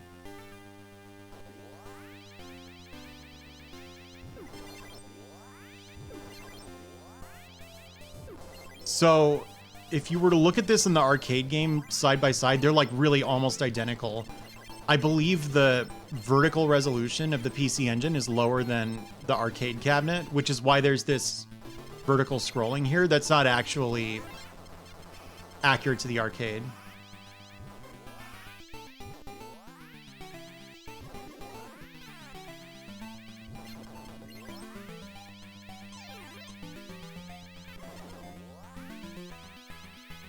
May I have that? Thank you. It's really close, yes.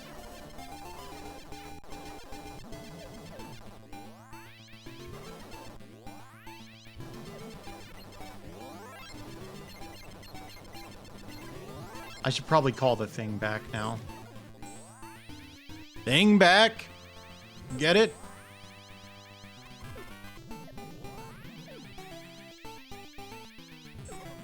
Yeah, by the time they brought the TurboGrafx 16 out, they had solved the size limitation issue. So the US release is a single card. Is this DNA laser good? I've never like known R-Type well enough.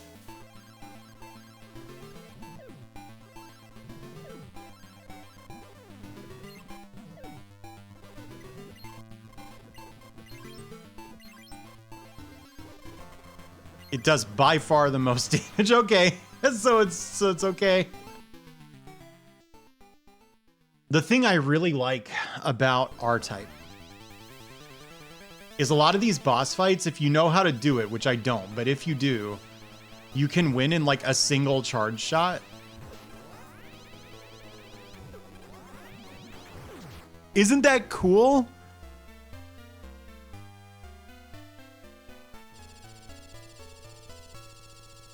Yeah, you remember this. You got that 6 score on it, right?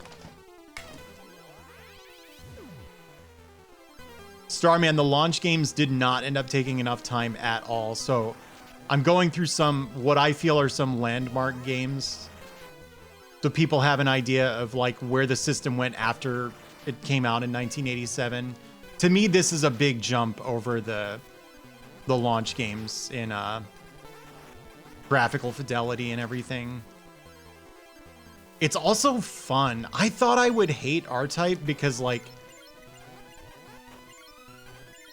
so IREM makes a lot of video games that punish you mercilessly for not being able to psychically intuit the entire game start to finish. In other words, if you don't have them memorized, you're just gonna lose. And R-Type has a reputation for being like especially bad on that front. But to be honest, I still have fun with it. I feel that way about a lot of IREM games. Like I go into them really thinking I'm gonna hate them, and they win me over somehow.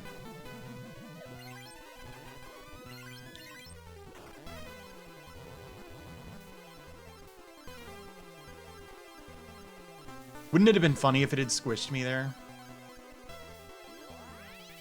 Oh, I think you have to wait this thing out.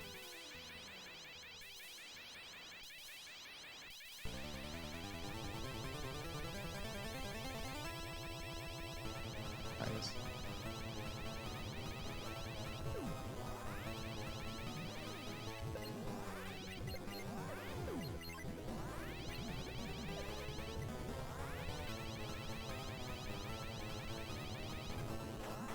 There we go. I had to get rid of the helper orb. Hey, thank you whoever hit stretch and hydrate while I was shmupping.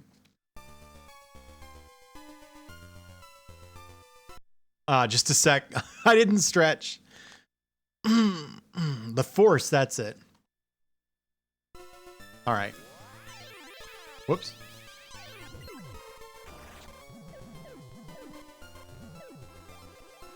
There was a clip of me like completely eating shit at this section from when R-Type came up in the the original PC Engine project.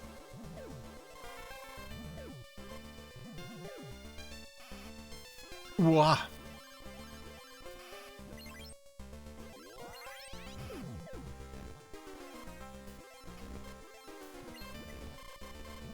I kind of wish I'd gotten the blue.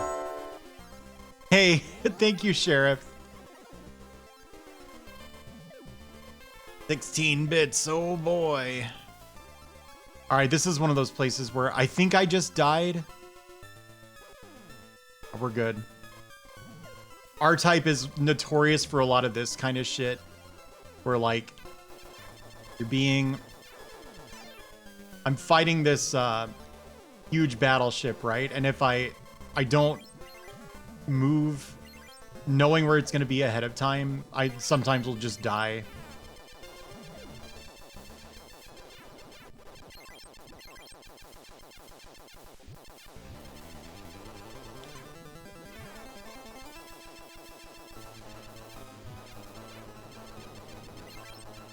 Can't you win like this?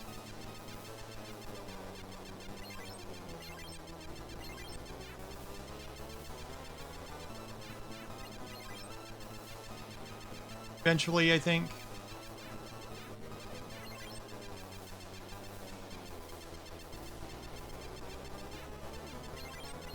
I wonder if it'll eventually just kill me.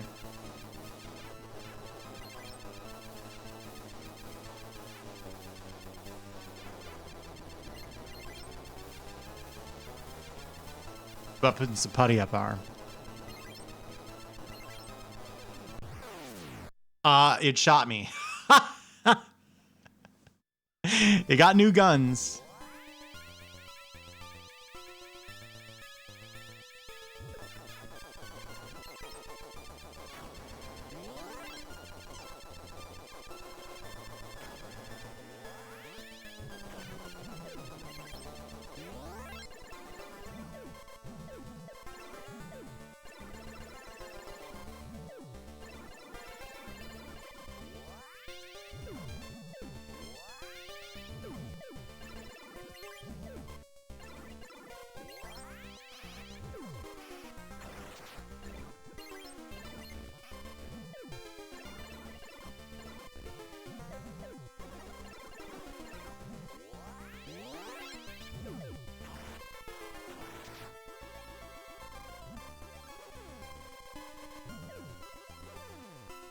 Duff McWhalen ship, really.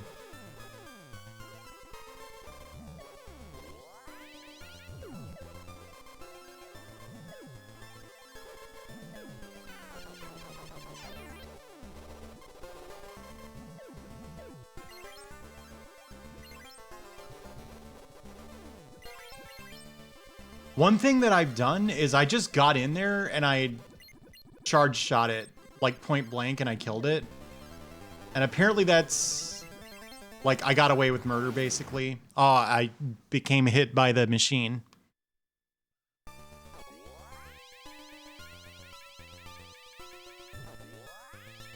I didn't let go of the fire button.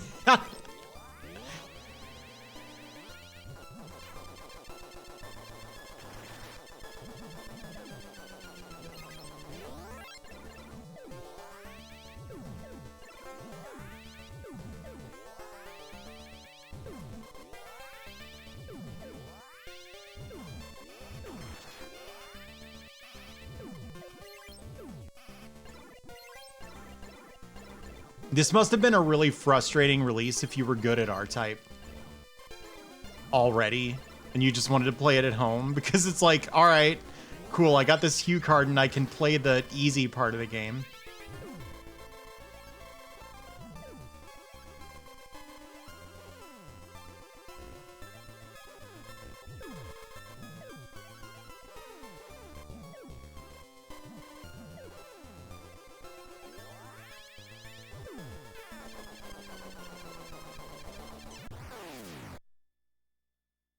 Oh, there was a battleship there.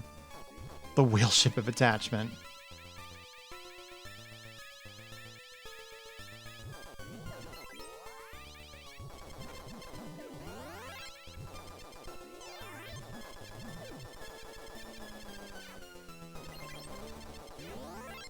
But yeah, from like a video gaming history standpoint, not that I'm, you know, a video gaming historian or anything, I think that this game is significant because it was like just an incredible port of a relatively recent arcade game. And like by this point, I think all of the big Famicom developers had kind of caught on that like you didn't want to just straight port your arcade games, you wanted to kind of consoleize them.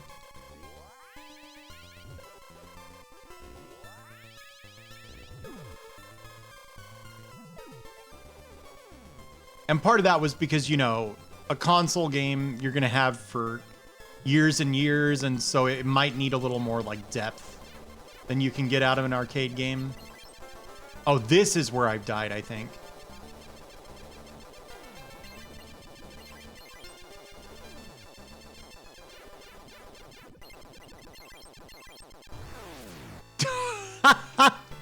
That's R-Type for you. Yeah, I'm with you, Sneaker Nets. This should have been a slam dunk. It really should have. Hey, thanks for the follow.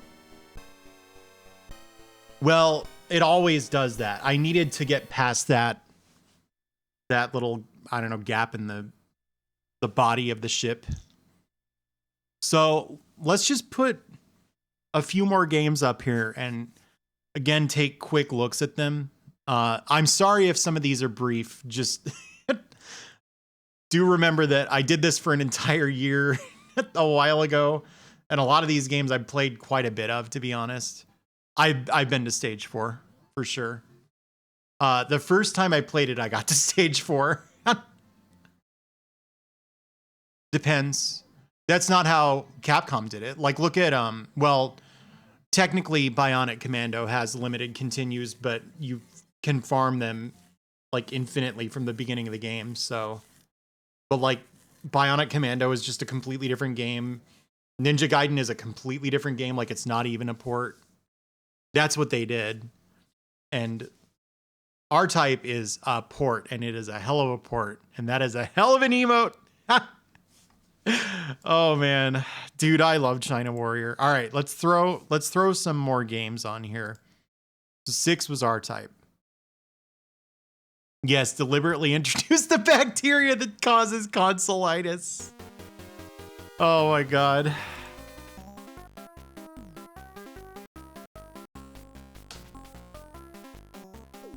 Yeah, you missed Bikuriman World and Shanghai. So, you know, those are cool games, but you didn't miss much, I'm gonna be honest. Just kind of going down the list here. It pains me not to show you the legendary axe. Well, okay, there's some excuse to do it. I'll do it. I'll do it. Don't worry. I got a plan.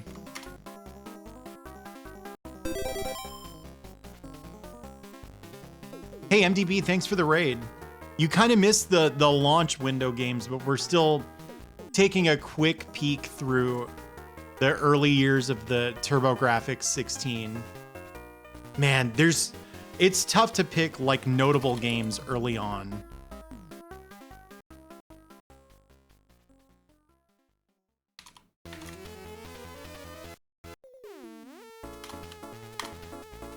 All right, there's that.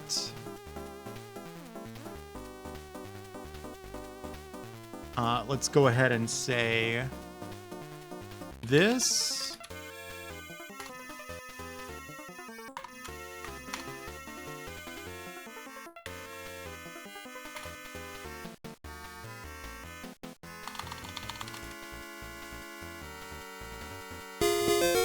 Man, this song is good. Hey, thank you, Anonymous Gifter. Enjoy your emotes, MDB. Anything after the racing game? Yeah, we looked at R-Type because I decided I went through the chronological order games too quickly. And I think it might be fun to look at noteworthy games, like landmark games, you know? So we're taking a quick look at some 1988 games.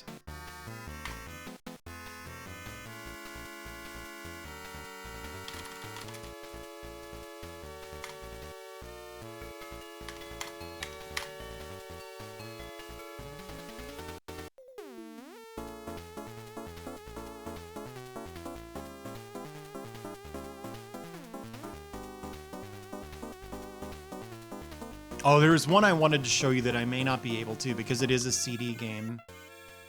Good. I've still got it. All right, we're good. We're good. Badass.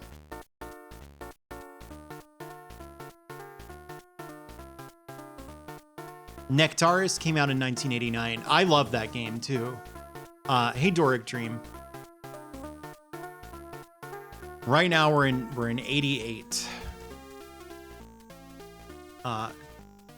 Second, let me mess with the RetroTink while you can't see it.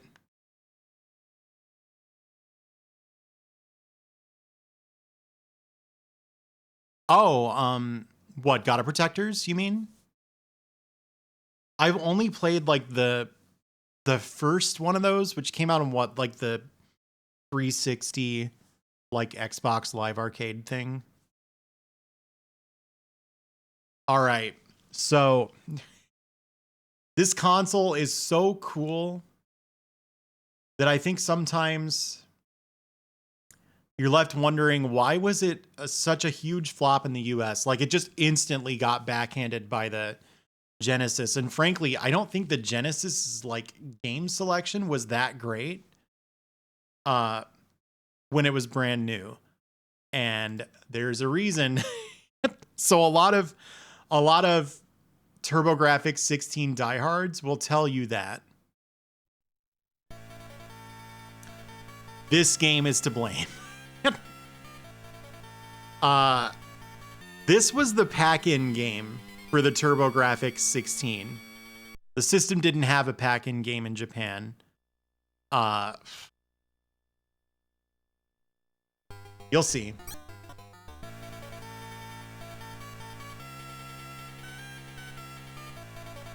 Yes, Wataru, right?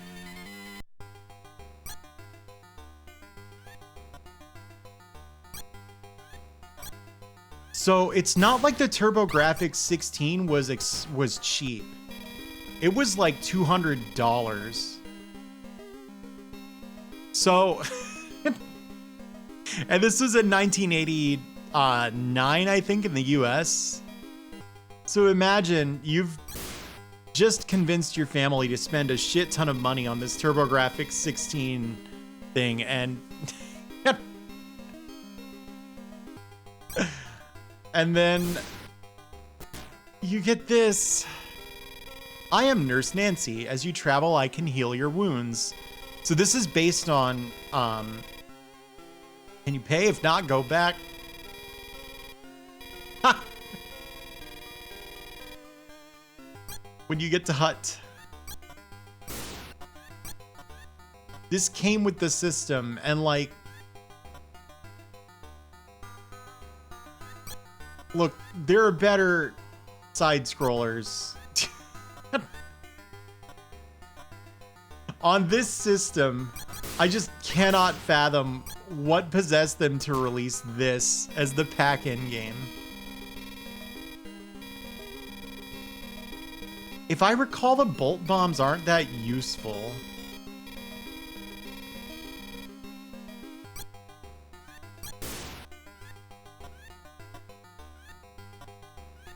But yeah, this was like a shitty like anime licensed game. I think the show is supposed to be good.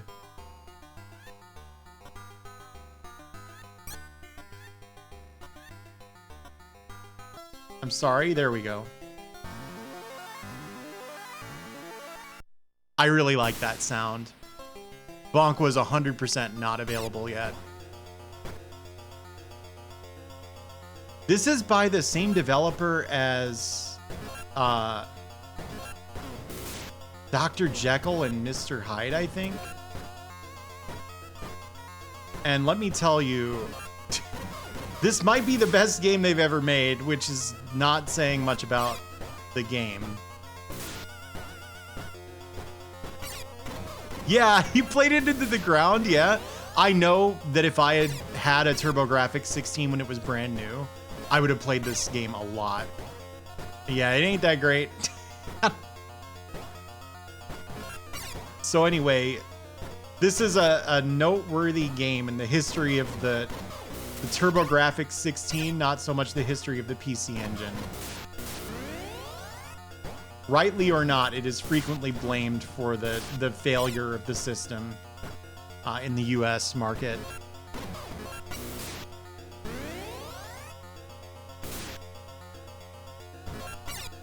This section is still kind of messed up, honestly. Like, the controls are pretty bizarre. And like, there's not a lot of avoidable damage, but the enemies drop hearts constantly, which that continues all the way up to the last level. It's like, it's not that big a deal. Can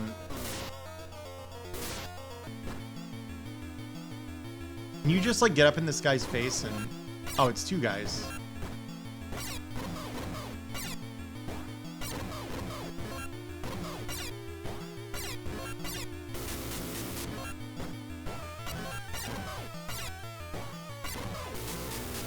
I win.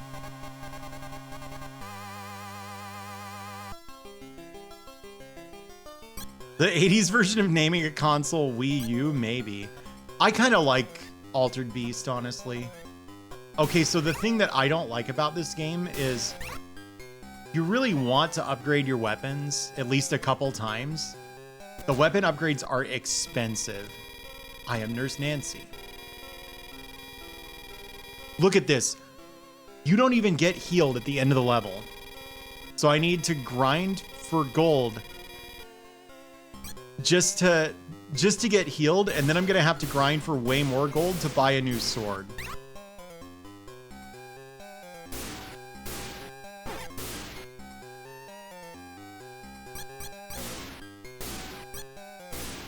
And the fire button on this controller is failing on me, I think. I don't think I ever saw the TurboGrafx 16 in stores. I remember like hearing about it in whichever, I think it was EGM that was really into the TurboGrafx 16, and I was like, whoa, this game must be awesome. And yeah, I kind of remember wanting a Turbo Express. But I never got to see the system in person until I was gifted one in like 2017, I think. Another fun thing about me and the PC Engine. I was into anime fan sub VHS trading, like just as VHS itself was dying.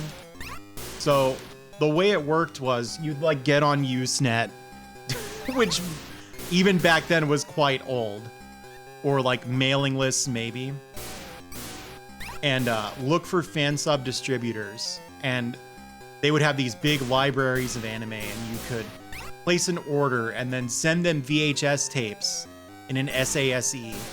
Yeah, I never did it on IRC, but a lot of that trading did occur there. And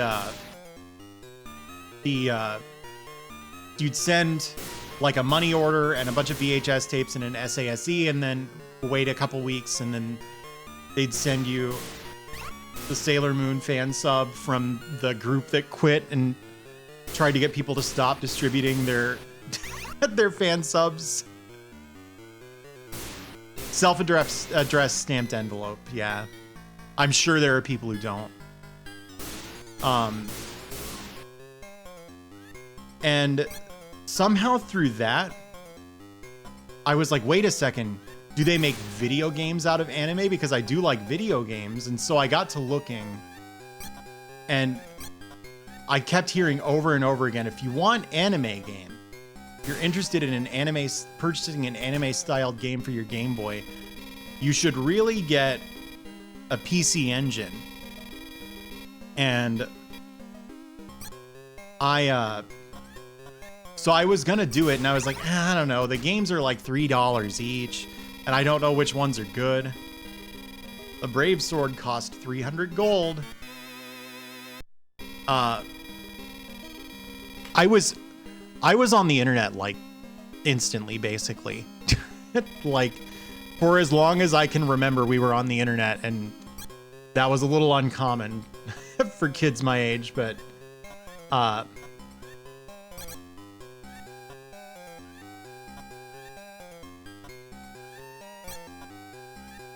so I really wanted a PC Engine, and I didn't bite. And let me tell you, back then, they cost nothing. They were like, it was like $15 for the console. An expensive PC Engine game was like $5. And I wish I'd done that, because like, if you got into PC Engine collecting in the days when you could still tape trade VHS, your collection, no matter what you bought, would have massively appreciated in value. So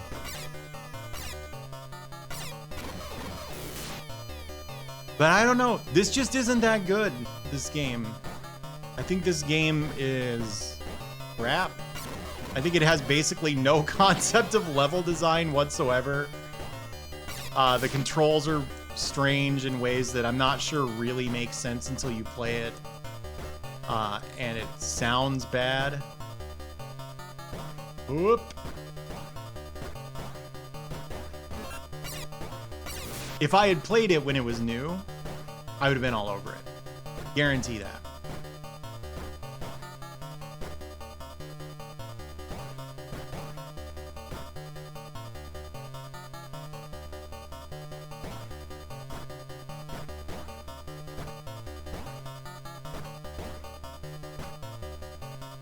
Yeah, it wouldn't have been my choice for a launch game.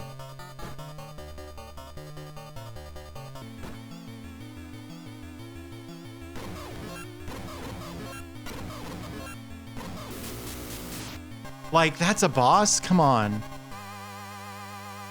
All games are hype when you're a kid and it's all you have. Yes. That's why I'm like dead certain that I would have been into this game. It's very hot. Be prepared to sweat. Catch the golden cat. Oh, yeah, that's right. So if you want to grind, which I want to say like Smite did like a Keith Courage like speedrunning competition where he's just like offering a little cash reward to whoever could beat the Keith Courage world record. The world record did get set during that, and I want to say like they just didn't upgrade their swords that often. Yeah, it was speed bump, that's it. Does anybody remember that? Did the winning players actually bother doing this ever? There's another pack-in game that I think they should have considered. Because China Warrior is, to my mind, a little dull. Especially, like, it's not a very, like... To me, the perfect launch game, and it's not a game that I actually, like, love playing all that much myself, but to me, the perfect console launch game is Super Mario World. And I don't know, if you didn't have an NES, it might be difficult to appreciate... What on fucking earth?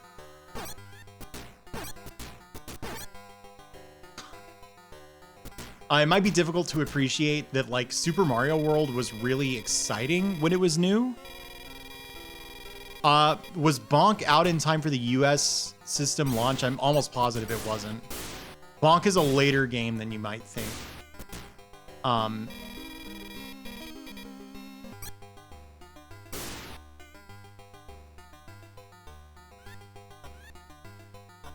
But yeah, I mean, the thing about getting Super Mario World as a launch game is, like, that game was long when it was new. And, like, not everybody knew. Listen to this sound. This sounds great. Not everybody knew, like, all the secrets and stuff. So you could just play it for so long, you know? And you had a wonderful time. And, like, how long were you going to play China Warrior? You know what I mean?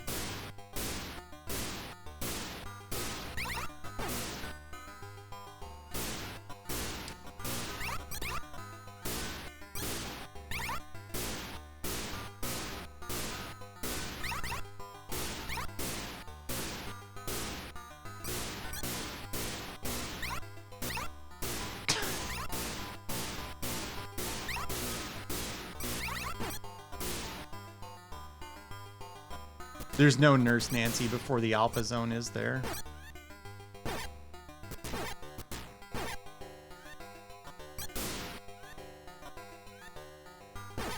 This music is good. The boom boom.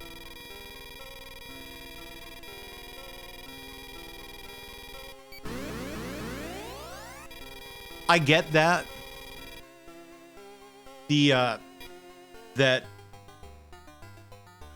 China Warrior would have looked really impressive to people who were used to the NES. But I also feel like Punch-Out is kind of a compelling answer to China Warrior. Yeah.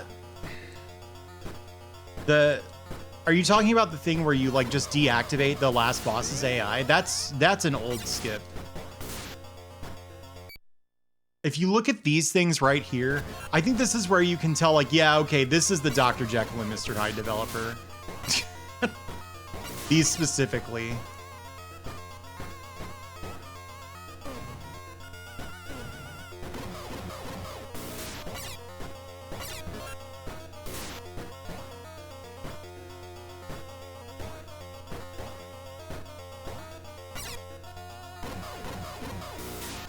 Yeah, this is the same company that made Dr. Jekyll and Mr. Hyde.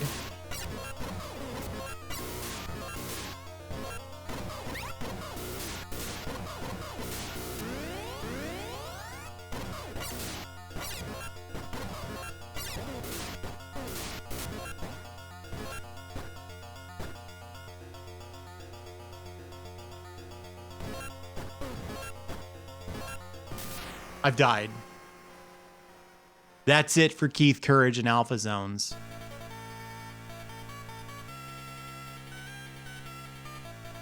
Let's skip Alien Crush for a second. Here's what I think would have made for a compelling launch game. I won't subject you to this game for long, because I know a lot of people were around when I was grinding it to get a deathless run of it, which I think I got a few.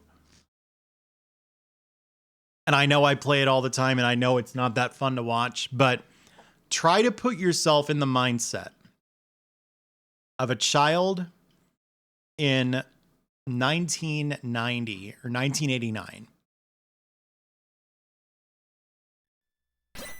And you just saw Keith Courage in Alpha Zone, so you know that that's the pack-in game. Consider, what if it had been...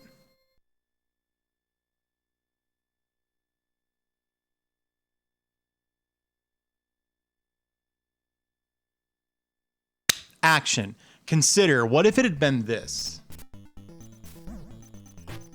Doesn't this just look more immediately next gen than Keith Courage?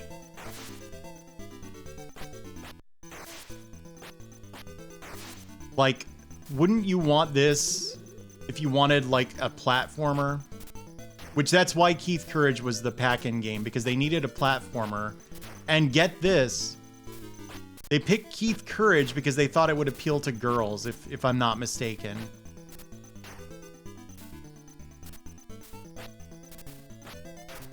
I don't think Golden Axe looks better than this. Look at those games side by side.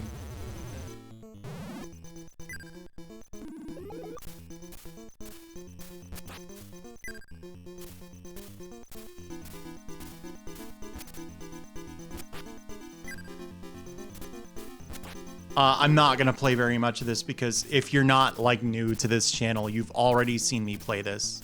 Hey, thanks for the follow. Like multiple times. I love this game. I also recognize that it is not for everyone. So...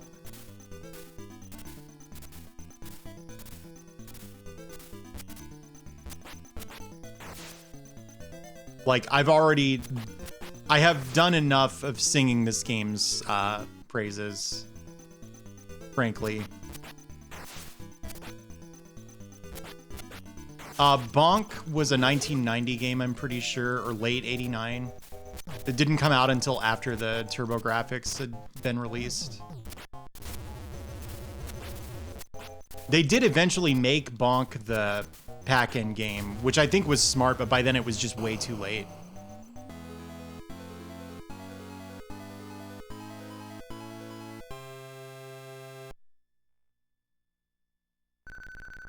Oh my god, I get what you're saying, Wesley. You're just saying, isn't this just Bonk? Yes. I do not care for Legendary Axe 2. I've beaten it. I don't know why I bothered. Something that's weird about that, and like, look, I'm not the kind of person that gets like snobby over taste in games, so please don't think this is something like that. Like, I recognize that this is all subjective. I am just really surprised that Legendary Axe 2 seems to be the more popular game. More popular than Legendary Axe 1. I don't get it. That game is so fucked up. I wonder if it's maybe popular with people who haven't beaten it. Or haven't beaten this. Because, like, this game is fucking hard. And it's, like, sometimes hard in that way where it's like, yeah, alright, good job. I didn't know that an enemy would pop up out of that pit that I was jumping over and I died instantly. Way to go, Legendary Axe. So, like, it's not a perfect video game.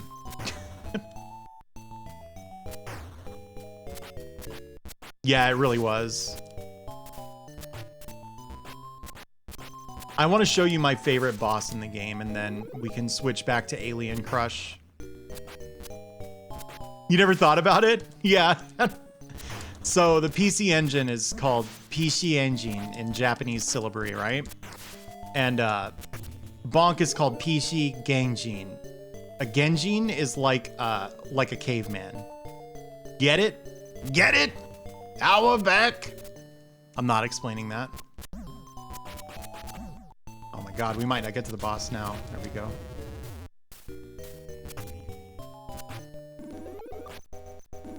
This is the boss. It's a big green rock. Isn't this the coolest boss in a video game ever?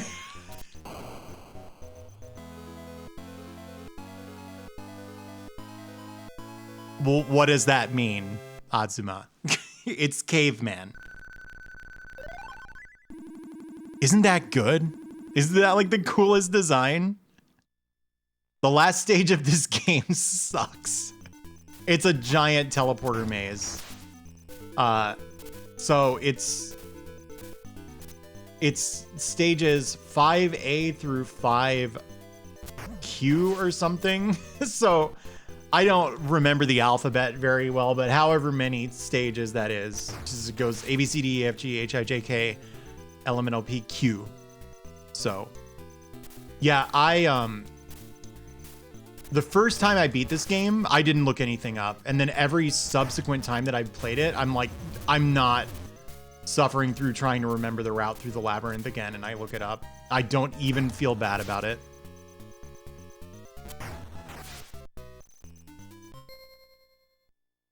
Well, I mean, I'm just being honest with you. Some people are like, oh yeah, H, that's the 15th letter of the alphabet. Duh, I knew that off the top of my head. All right, Mr. Scientist. Thank you, Ragadom. I've seen it. I think it looks cool. I am maybe one of the worst pinballers ever born. So I won't go out of my way to buy a pinball game because I will become thoroughly embarrassed if I attempt to play it. Whoop.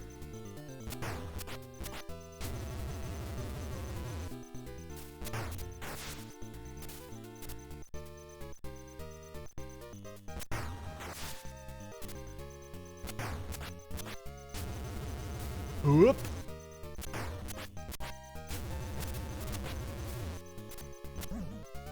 What?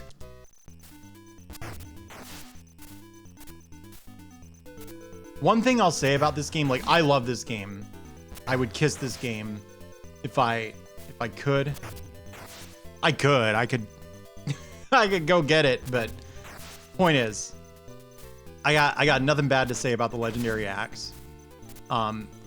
This whole style of combat, I don't feel like they really thought through like what this thing where you're passively charging 100% of the time would do for the way you play a game like this, and whether that would be fun. Because like there's a lot of just sitting around waiting for your gauge to charge. Not if you're speedrunning it, but forget that. Yeah, I love the goblins in this game.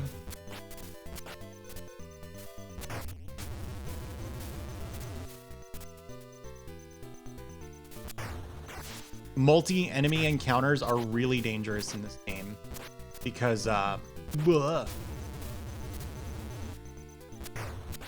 your axe can only hit one object. So if like an enemy is overlapping with another enemy or with a power-up carrier and you attack, you might hit the enemy you want to hit, or you might hit the power-up carrier or whatever.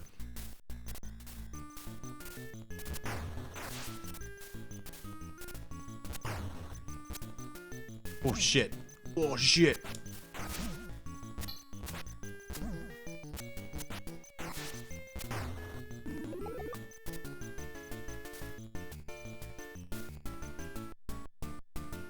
What do you think of this music? Right. That's the thing. Like the way that the charge works is you upgrade the like max charge capability of your axe every like couple of levels. So I'm gonna get the next upgrade in this level. And if you watch closely after I attack, the speed at which the gauge is increasing is going to go down once it hits the 25% mark. That happens again at 50% and again at 75%. So like charging your axe up all the way takes like multiple seconds. And the safest way to do it is just sit there and do nothing. So I could see someone not being in love with that.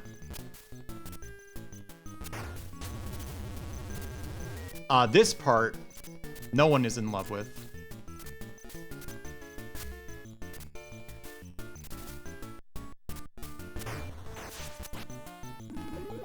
This is where most of your deathless runs die.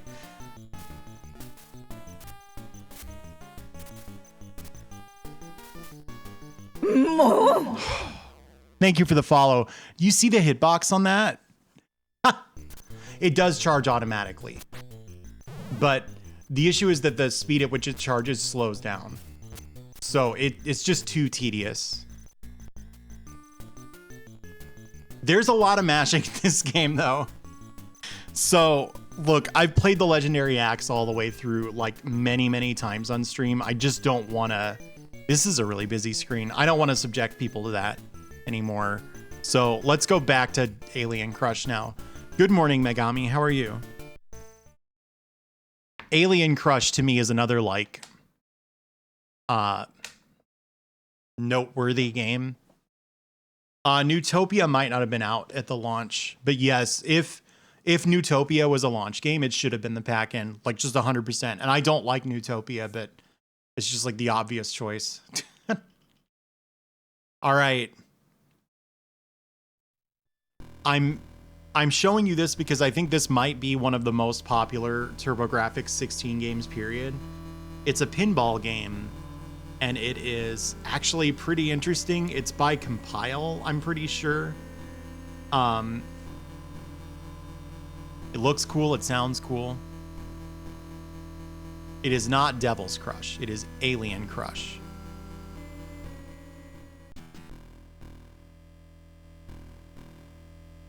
Demons undulate.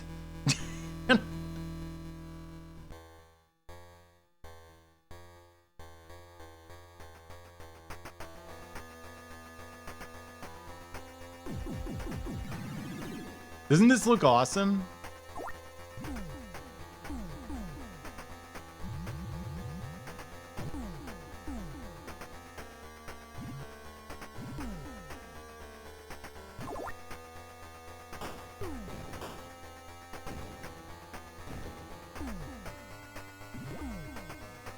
Is this kind of design where it's like two-tiered, very common on real pinball tables? It's really common in video game pinball. Hey, thank you, Sheriff.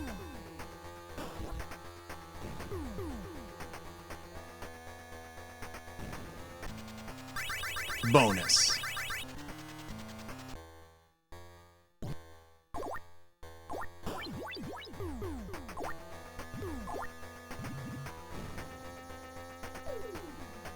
It's expensive, that's true.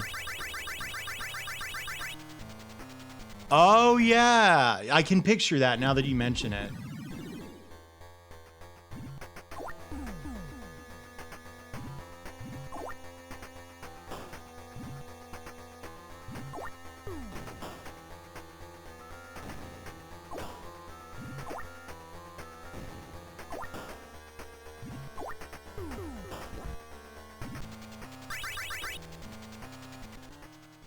Like a decade, really.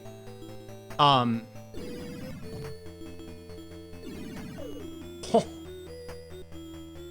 Come on. You get bonus points. But yeah, this one is definitely worth trying. It's got a modern remake, if memory serves.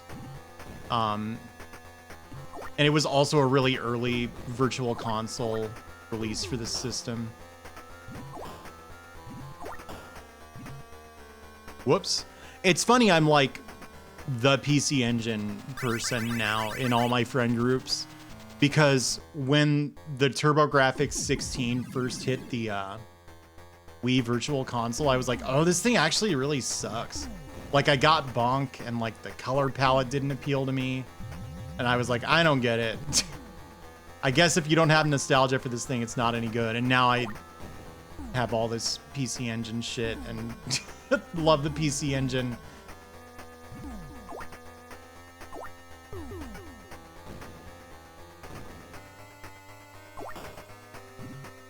All right, bye.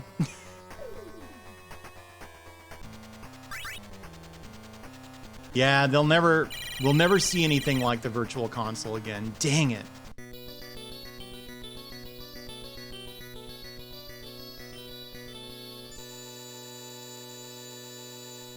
So, man, I could just keep streaming after this, honestly.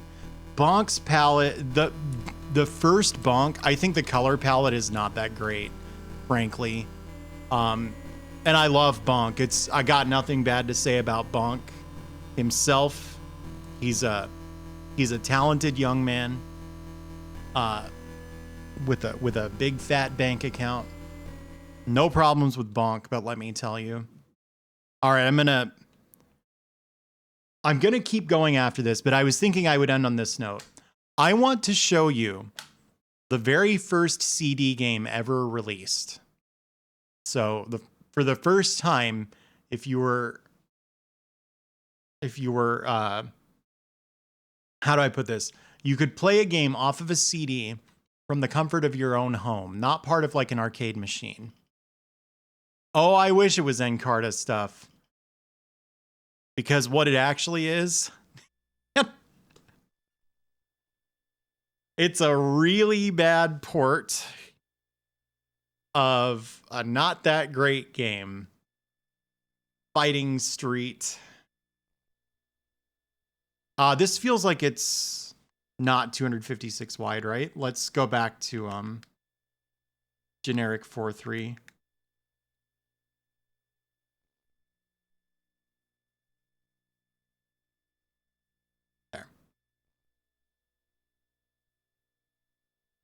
That's the Street Fighter font because this is Street Fighter 1. For some reason, they called it Fighting Street. This isn't that good. Oh, also, this version of the game is really fucked up. So if you don't mind, don't tell me I should be going for special moves. I know it's harder than you think. Like, this game already has really messed up input handling, and it's worse in this version.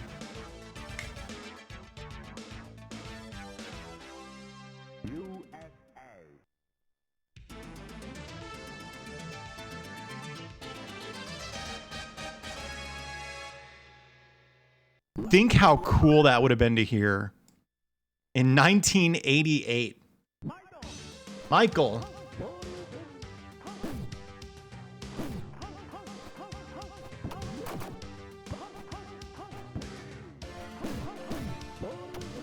Here we go.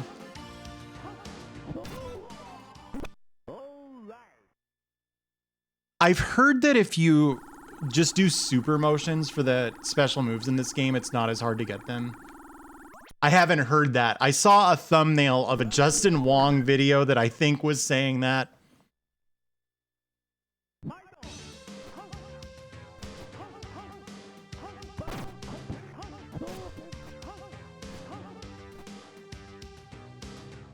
Hang on, the connection's having issues. We're back.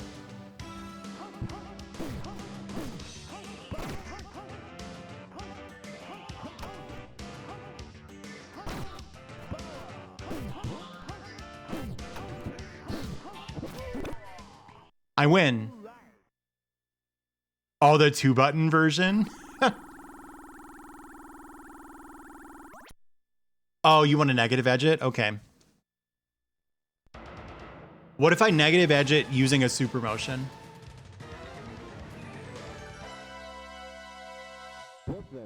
Don't forget there are many gods like you all over the world.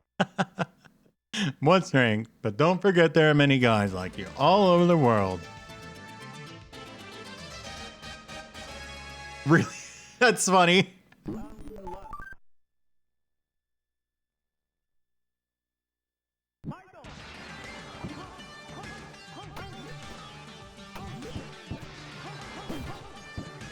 The negative edge input or version is, or approach is not working, but I think my controller is a little messed up.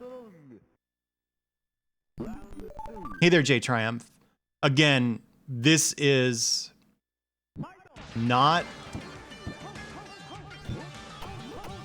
the best version of the game, and this game has a famously fucked like input handling system. I know how to play fighting games. It's not my fault.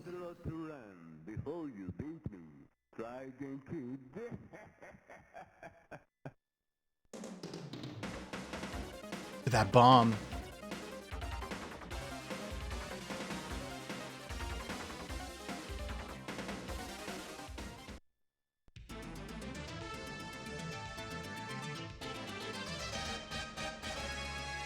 Because this was originally a final fight. No, other way around, sorry. Never mind. There's a bomb in Final Fight because it was originally a Street Fighter spinoff.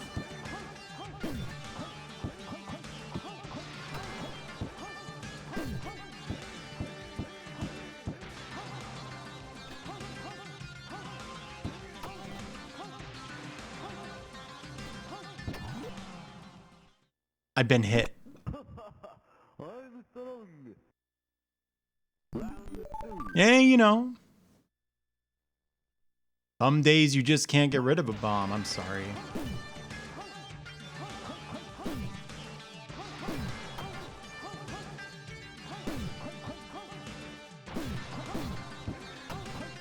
This game was bizarre when I played it on stream. I got backseated so hard. And I kept going, guys, I know it's really hard to do special moves in this. And they were like, no, you need to go for the special moves. And it's like, I'm literally trying. I don't know how to make you understand this. It was so strange. Yeah, I don't really know why they're so messed up. A friend of mine can do Shoryukens at like literally a 99% success rate in this. You like watch him speedrun it sometimes. I think it's not like a deliberate speedrun. He's just like playing the game, you know? He just does Shoryuken over and over and over again. The enemy walks into it and dies. I'm not sure.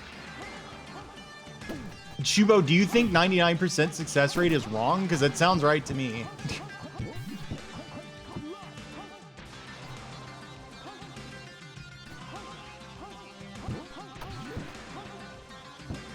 Did you play this version or the arcade version?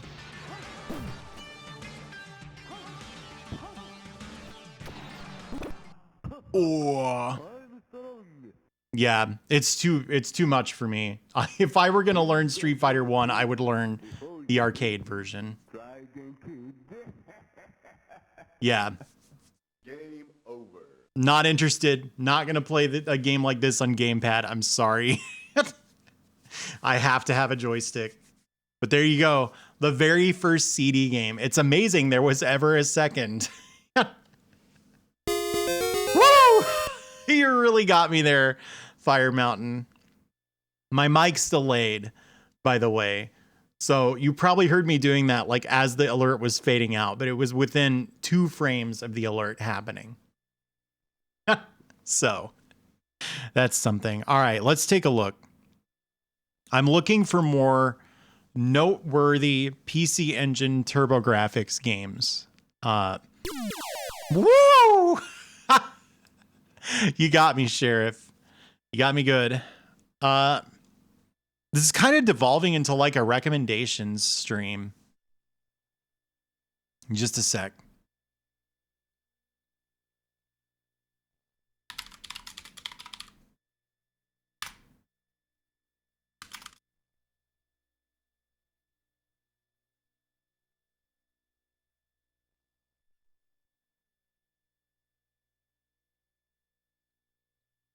God, these games came out a week apart.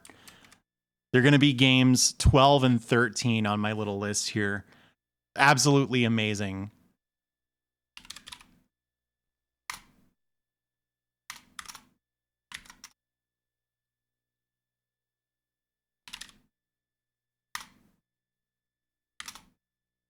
All right. We're all set up. I think these are all narrow games, so we can turn off this terrible generic 4:3 sampling and go to the optimal stuff. Oh, that looks bad. Not Twitch safe. That is true. Last Alert is really good. I think Bloody Wolf is one that like everybody should play personally, but what I actually had in mind was Dungeon Explorer. Who's played this? Dungeon Explorer was on the Virtual Console, and it was like I mentioned that I played Bonk on the Virtual Console, and I was like, I'm not really that into the system, I think. And then a friend of mine was like, he was my brother's roommate, and he's like, so we got bored and we bought Dungeon Explorer on the Virtual Console. Have you ever played it? And he was telling me about it, and I still somehow wasn't sold. It wasn't until I played this game myself. The first time I played it, I won with a solo fighter in one go. Like, I was like, I can't put this game down until I win. Cosmic Fantasy has some cosmic fan service. No, I'm gonna go behind the game. All right, let me get a bottle of water real quick.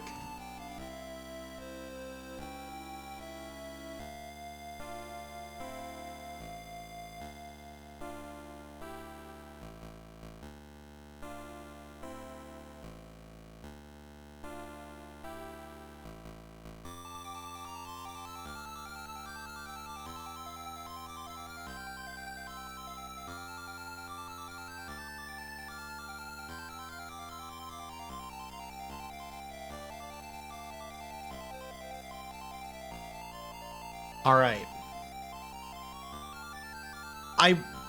I would bet you this whole story about like aliens and stuff is probably not in the Japanese version.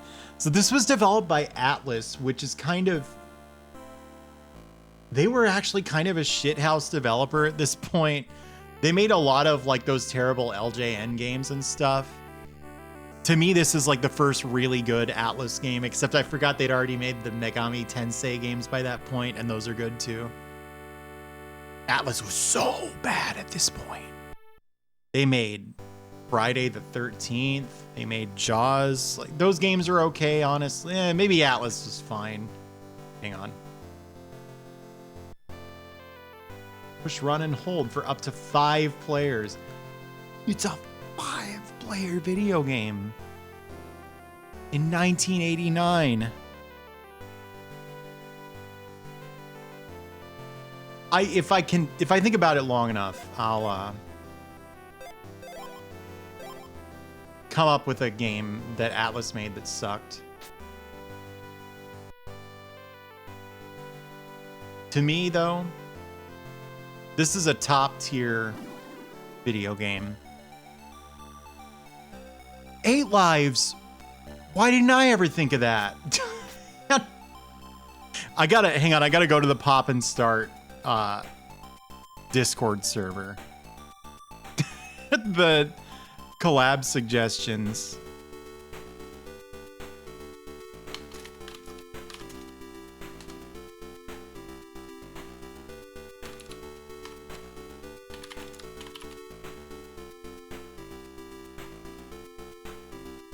Man, I'm missing the Margot Jump King stream. I discussed it with you? And I said we should do it? I'll be damned. Look at this dark-ass color palette. Go to Axis Castle.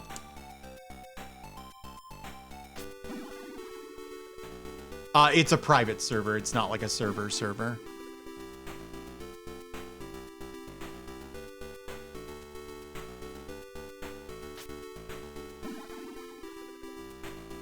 Well, there's nothing whoops about that. I'm the one who talked about it.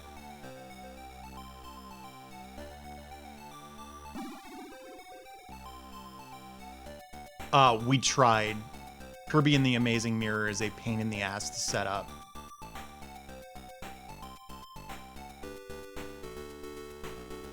Isn't this music good?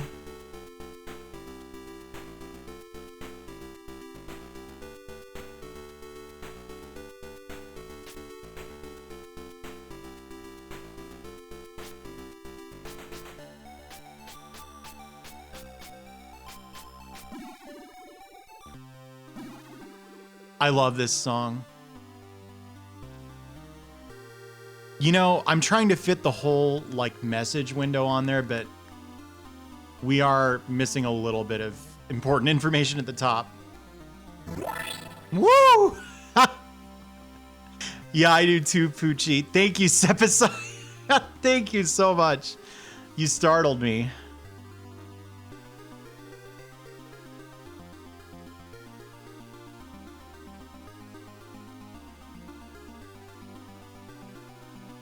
The devil finds the stone first. My man Judas.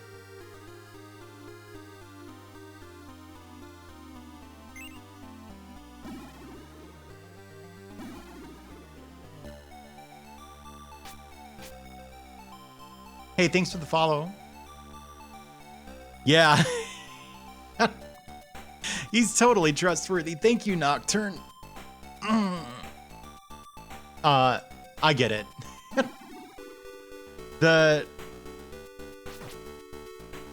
Yeah, the Aura Stone is an odd name. So this game is like balanced around beating it with 5 players. Greetings. This game is balanced around beating it with 5 players, but to be totally honest, Bull Beast. He's near and mad. It's possible to beat it with a solo fighter. I did it the first night I played the game, but I like started the game and got like a dungeon in with the witch, and then I was like, I can't do this with this character. Yeah, I always kind of wondered if it was Aura.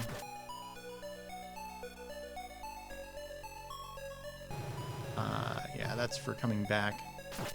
So check it out. This game is like 5-player gauntlet with like a little RPG storyline too. So those shoes that I picked up increased my speed, but if I die, I lose it. It's not like a permanent upgrade. There is a way to get a permanent upgrade.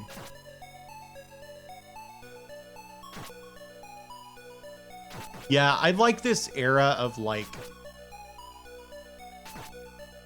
RPG aesthetics quite a bit. I really like that terrible Super NES port of Lagoon for a similar reason.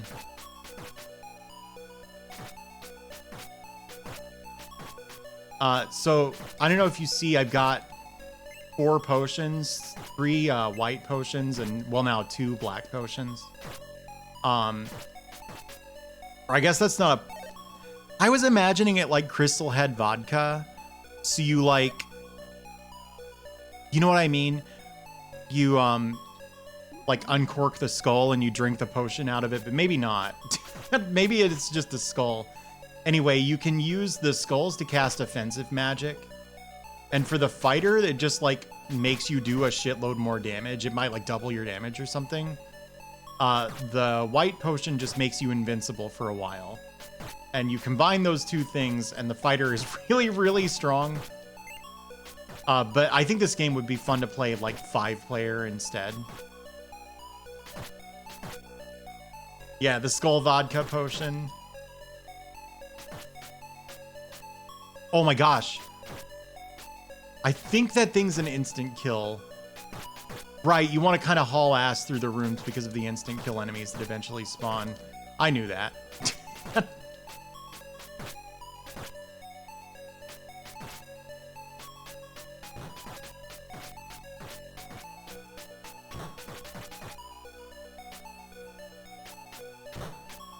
Ooh, that axe gives you a temporary like power upgrade. That is correct.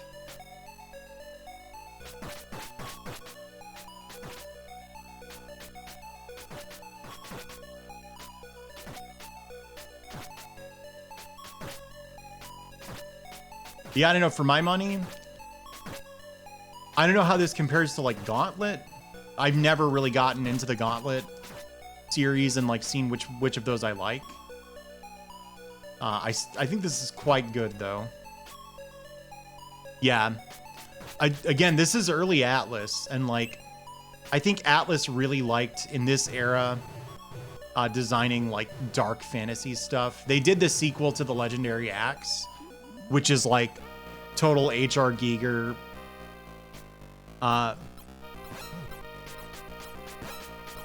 Whoops. Oh, I've died. I think I forgot what the potions do. Ah, shit.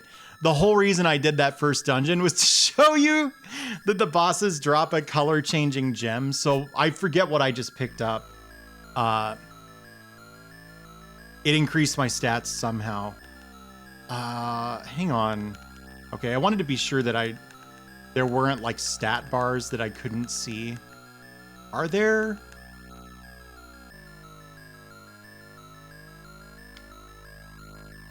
Hang on. No, we're good.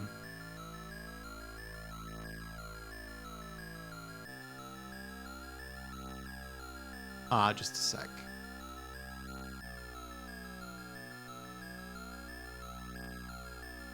Right about there. The Dungeon 2 music? Yeah, I will. Good call, 8 Lives. Oh, whoops.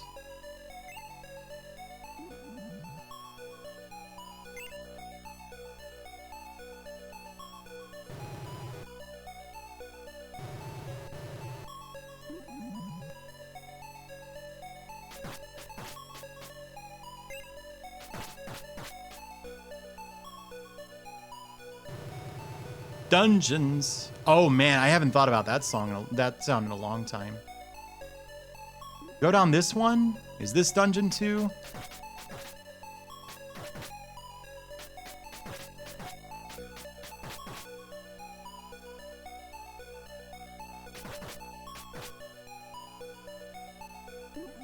Hey, Greffery.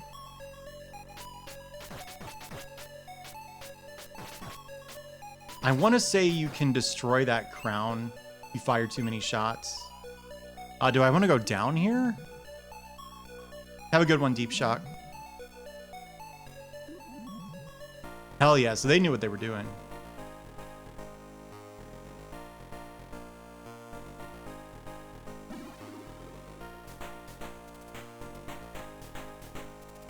But beware. What? Of what? Huh? Oh, right, I did that. Beware of what? Yeah, this was my original one, Bag of Magic Food. I did this for like 2 years before I started VTubing. The gruesome gut worm lives beneath our village. Defeat.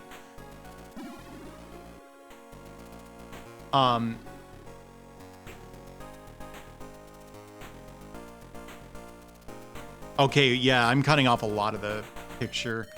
Yeah, I guess this simulated overscan does not work for this game. As you are our only hope. I'll see what I can do. Thank you, Sepasai.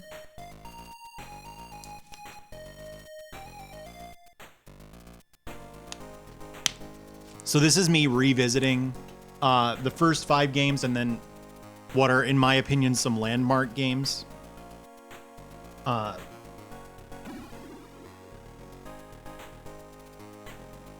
Did you look up their old games? They had some bad stuff back then. It is easy to get to Baron Castle. Blue Ruvid statue, sure. Yes, Sheriff. I did not start the PC Engine project until I had RGB for the PC Engine. No one ever comes here anymore because they're afraid of the Bull Beast. Karate Kid is bad, yeah.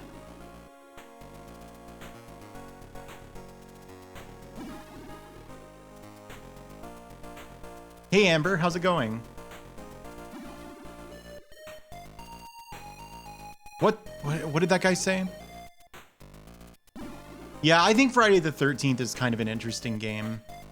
That nasty gut worm. Virtual Hide-Light, I actually like. All right, I have to preface this by saying I've technically never played Virtual Hide-Light myself, but I actually really like Virtual Hide-Light.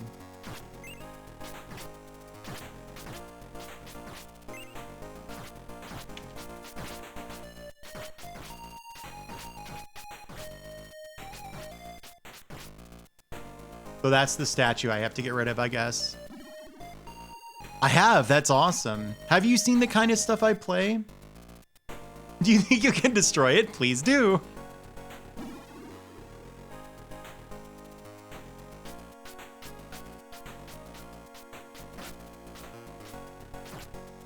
This song is good.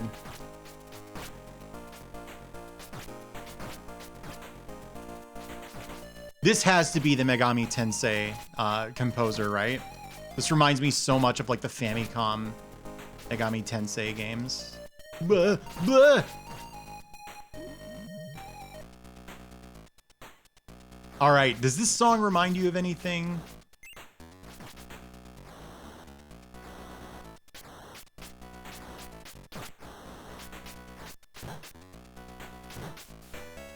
It won't yet. Keep listening.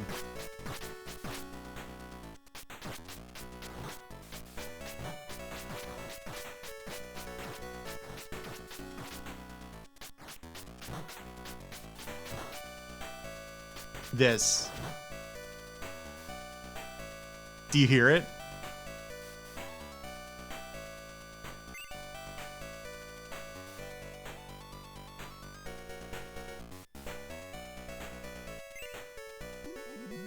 Yes, it sounds just like September.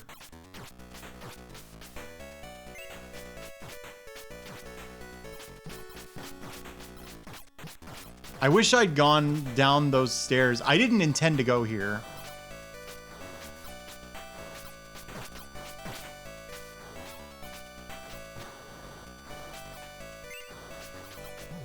Oh my gosh, I'm being shot. Dude, did I really solo this game? This is kind of tricky.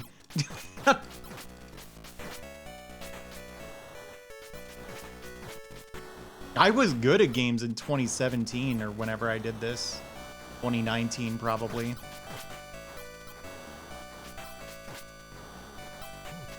The fire does a ton of damage. Can I just run through it? Nope. Don't do that. Don't do that.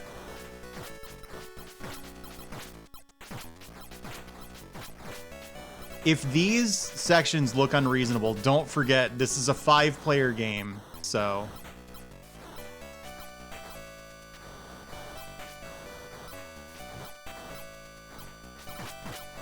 It's not really meant to be soloed, it's just possible.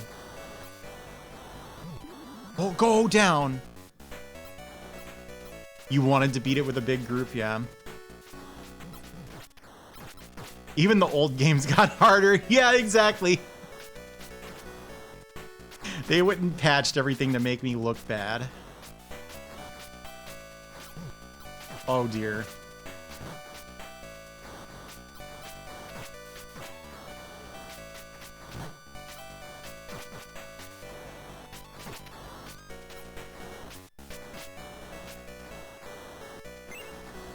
Is this just a heal potion? No. I think it is some kind of defensive bonus.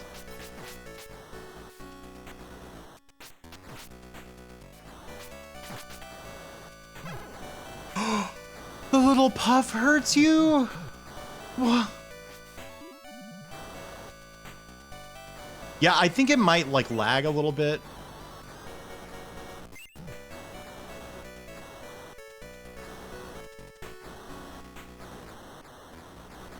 Okay, I can't go south here because I don't have a high enough speed stat.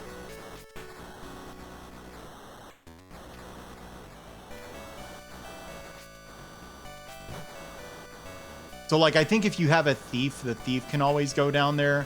That's actually not good, though, because if the... What about the rest of the party? All right, 4 hits. There's some kind of air jet down there.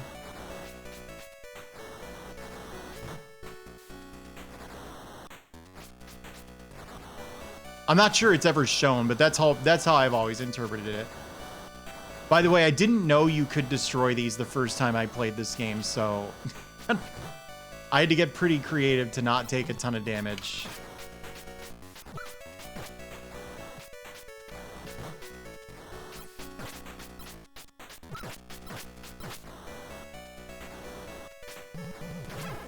I've died. Well, I hope I've convinced you that this game is cool because we have a couple more to check out. Next up. You knew it was coming. All right, I'm not going to play this for too long. I hope I still have it on my card. So this game, some people might remember, I did a stream where I translated this. I don't have those translations handy. Oh, it sounds like Cruel Summer, really. But I did a whole stream where like I subtitled the voiced cutscenes and everything. It was a big deal. I'm going to redo that stream. Here's the deal with this game. Tengai Makyo was like sort of the PC Engine's flagship RPG series. And did I get rid of it? Fuck me. Why would I do something like that? There it is. Were you there for that stream? Yeah, I still have the local recordings of that. I've been meaning to put them up. So this was like the first CD RPG. So this came out on June 30th, 1989. And think of other like groundbreaking RPGs, like I don't know, Final Fantasy VII that came out in what, 96 or something. Try to keep in mind when this came in, when you take in what you're looking at, because it is intense. I'm not going to talk too much over this.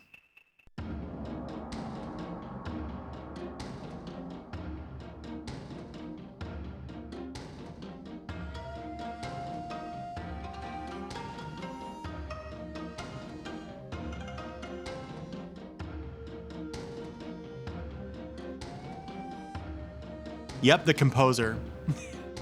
This is composed by Sakamoto Ryuichi. Just this title screen, I think. You know him if you are into Yellow Magic Orchestra. It's that guy. Yeah, compare it to Dragon Quest 1. Like, to give you an idea, this is the same year as Final Fantasy 3.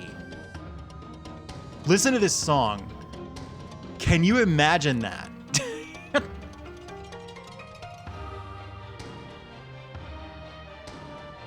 Let's actually start the game.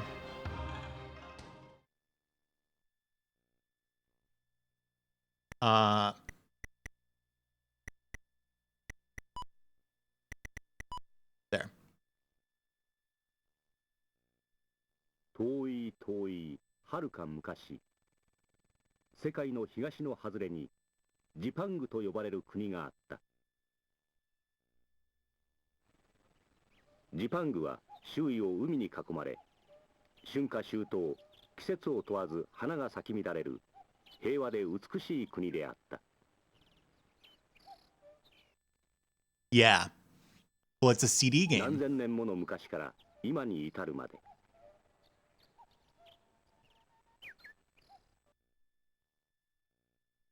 しかし、そのジパングもかつて一度だけ滅びかけたことがあった。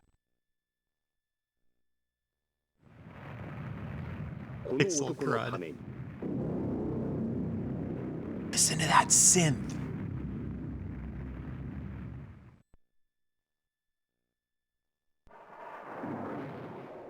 その名を正門という。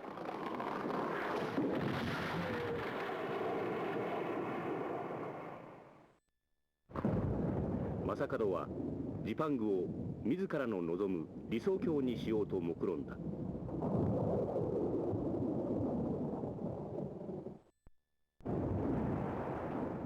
そしてその土台作りとしてこの国のすべてを無に返すべく破壊に破壊を重ねた。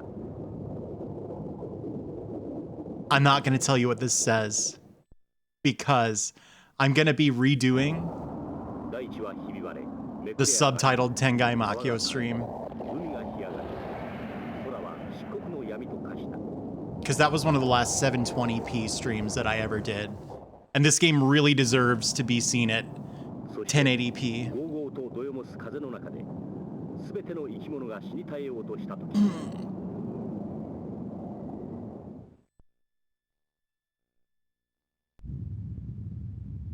火の一族と呼ばれる者たちがいずこからともなく現れ、 I'll give you the cliff notes after the opening cutscene.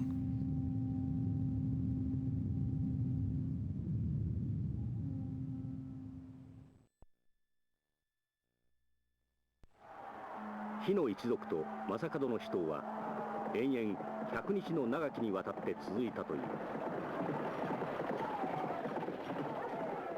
240p, but it won't upscale very cleanly to the lower resolutions. That's why. And those are good games, right? It makes really good games look like crap. The gameplay is not as good, but ついに正門の霊を But who's 地球に counting? 封印した時には火の一族のほとんどが死に絶えていた。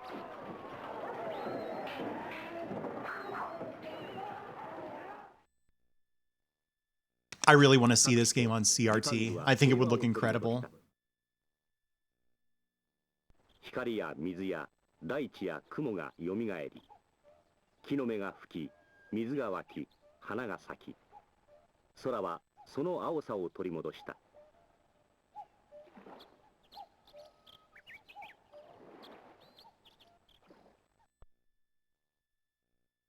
だが、その安らぎもほんのわずかな時でしかなかった。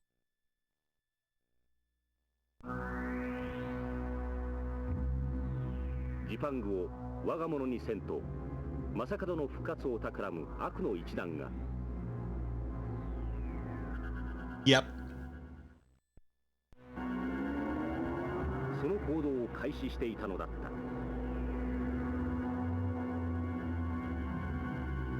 Like, this is the first CD RPG. Imagine trying to follow this act if you were developing, like, The Legend of Heroes or something, and it's like, motherfuck.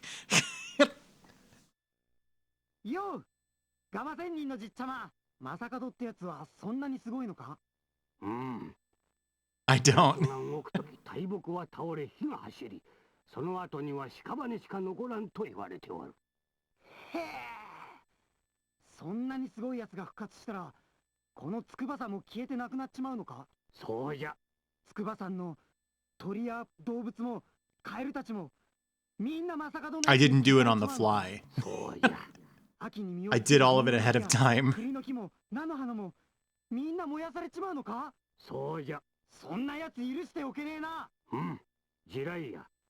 それでわしはお前に今まで苦しい修行を与えてきたのだ。おいらに正門ってやつが倒せるのか？おそらく無理じゃろう。だったらなんでおいらは今まで修行 But that I don't. お前一人では無理だということじゃ。しかしお前と同じ定めを持った者があと二人を、この二人と力を合わせれば正門の復活を阻止することができるじゃろ。冗談じゃねえよ。正門なんてやつ、おいら一人で十分だよ。ならば行ってこい。しかし火の一族二人と力を合わせねば正門には立ち向かえぬぞ。Who spilled Coke all over the K Pro? Was that me? The actual game looks a little more 8-bit than the cutscenes. I'll grant you that. Check this out. When I talk to this guy, yeah, actually, Buyun has basically summarized it correctly. So, Daimonkyo, I was noticing the phase auto adjust too. Don't worry, BNU. There's a phase lock option now. So, this looks more of the time, but it can still surprise you. Like when I talk to the Toad Hermit, check it out. Boom. Look, super high quality pixel art again. A little like perspective change. This background doesn't get reused, I think. Just all over the place. Also, so like you'd think, oh, you hit the one button and you bring up like the Dragon Quest context menus. So this is like a really ancient video game, which it is, which is why it's all the more impressive that it has a fucking dash button, which like Final Fantasy didn't do until like, I don't know, 7 or something. Yeah, this is incredible. So, like, the story basically is that this doesn't take place in Japan. It takes place in a like stylized version of Japan called Jipangu. And this game is supposedly an adaptation of this fictional travelogue of Jipangu written by like a Christopher Columbus type character. So its ideas about Japan are like filtered through this fictional explorer's like Orientalist lens. It is bizarre how like just interesting this game is at a time when, yeah, that's is there not a dash button in 7? I thought there was. Like, that is just such an interesting idea for a game this early. And so it takes place in Jipangu, and Jipangu was a small, peaceful land that was suddenly threatened by this guy named Masakado, who, it's never said that he is Taira no Masakado, but that's who he's based off of. So if you play SMT, it's the same Masakado guy. Yeah, they do. I've heard that, Buyun. But he was at the end of a long... So Masakado was like a demon king, you know, and he attempted to shape Jipangu into like a utopia of his own twisted designs. But he was barely beaten by the Fire Clan, who just appeared out of nowhere, defeated him, sent him back home, or actually sealed him deep within the earth.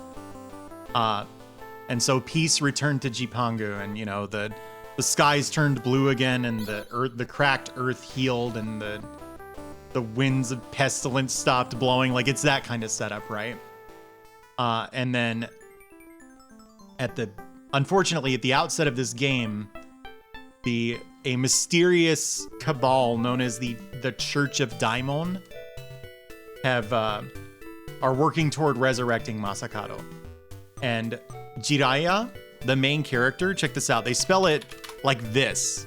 But if you've watched Naruto, you know what this guy's name is. It's Jiraiya. Like, that's what he's based on. The Jiraiya from you know what, folklore. Naruto Jiraiya is the same character. Meaning you won't be surprised to hear, I'm pretty sure the other two party members you find are Tsunade and Orochimaru. So it's an adaptation of that story. And we're leaving Mount Tsukuba to find Rising. To find we've been told to meet up with the two other surviving descendants of the Fire Clan. We actually don't know their names yet, but the Toad Hermit told us about it. All right, so I want to point out a funny little detail here. This guy here, we've just been told, oh, there are two more descendants of the Fire Clan. Go find them. And if he'll walk north any day now, there, that kanji on his back is Dai, but here's the kanji for fire, for heat. In like pixel art, they look really similar. So he's posing as a survivor or a descendant of the Fire Clan. If we talk to him, there's something up with this guy.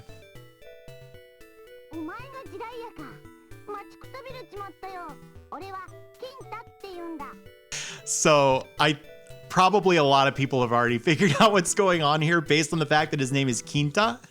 But so he's like, so you're Jiraiya, you sure know how to keep a guy waiting. My name's Kinta. I'm a hero of fire just like you. Now let's go. Let's go take out Masakado. And then this is my favorite detail. He goes, swords, armors? Armors, that's good. Swords, armor, we could get those later. Come on, let's get a move on. We need to go to the catfish shrine to the south. Quinta has joined the party. Quinta, makeruna. That's awful. That's pretty funny. Now, I wonder why he's encouraging us to not buy armor. So, while this is like an incredible video game, and I'm really excited to translate it all over again. Oh shit, can you afford like all of this? You can.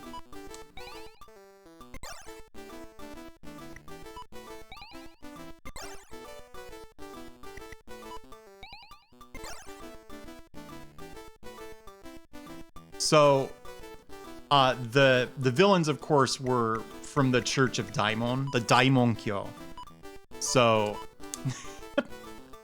the fact that the kanji on his back looks like he, that will come into play in just a moment. Hey, Happy Toaster. Hang on, let me save. Is it under mode? Where is save? Oh, you have to save at the end in this game, don't you? It's one of those.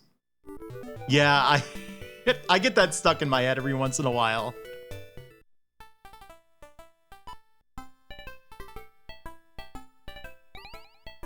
I did not mean to stay. I meant to just say no and then save. That's fine.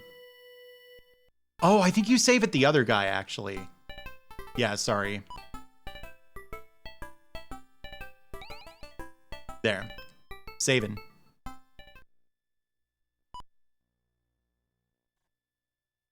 There.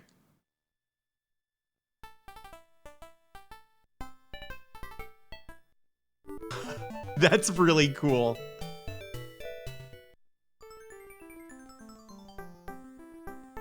So this is the catfish shrine. So if I'd bothered to talk to the villagers, they would have explained that the catfish shrine is currently blocked off by a boulder. So you can't get through to the other side, which we need to do that to advance in the game. Something that's kind of cool about the combat text is it's got like a touch of like personality and narrative voice. So like when your turn comes up, it's like it's like Dosuru Jiraiya, which that's just not how they talk normally, RPGs. How much experience do I need? 6 more. Might actually not be a bad idea. Yeah, that was a Kidanuki, I think. That might be Onidanuki, I don't know. I don't have like the best... You're really supposed to never mix Onyomi and Kunyomi, and so you hear that and you're like, oh great, so that's Onidanuki, and then people look at you like, what are you talking about? It's Kidanuki, obviously. So like, they get mixed sometimes. I'm not explaining what that means. That's for Japanese speakers only. Suikoden, I've never played it in my life. Tengai Makyo is like, it's like the demon's cave, or the devil's cave, outside heaven or something. These are sword flies, by the way. Tsurugi Mushi. Yes, Demon Tanuki, exactly.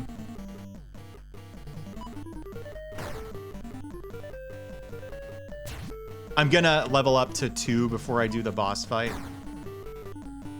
Imagine you played this game in 1989. You know what I mean? It's just because it's super cool. And I already started translating it. I translated a few hours of this game.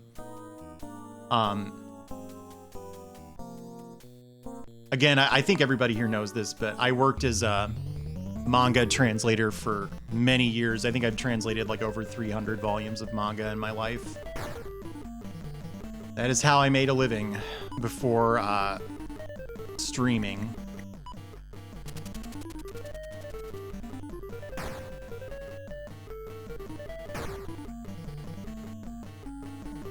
I don't think it's the same Kyo.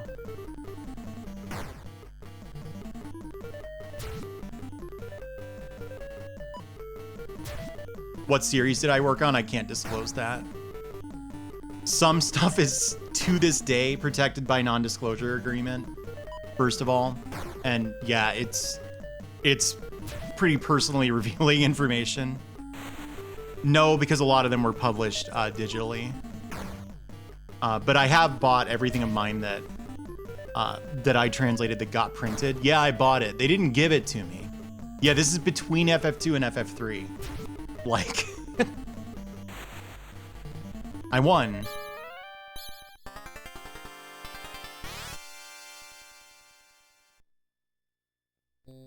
No, I majored in Japanese. That's not my max HP, is it? Yeah, it is. All right. Check this out.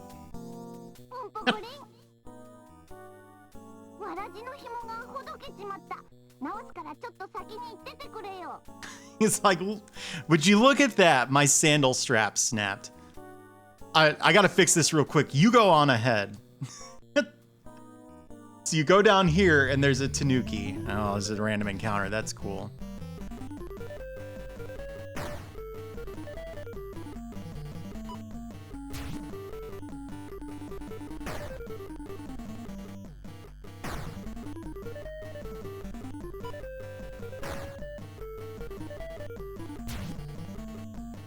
Yeah, I mean, like, FF3 is a great game. I just played FF3 Famicom all the way through for the first time in my life, and I love it. It's great. I'm 100% gonna die now.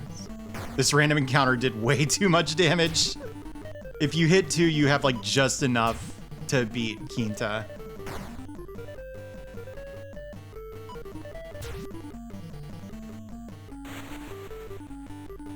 Yeah, I majored in, Japanese literature, sort of. Like, the degree says East Asian Studies. But if you look at the classes I took, it was like a sort of custom program that my professor put together that was primarily lit. So now we talk to Quinta.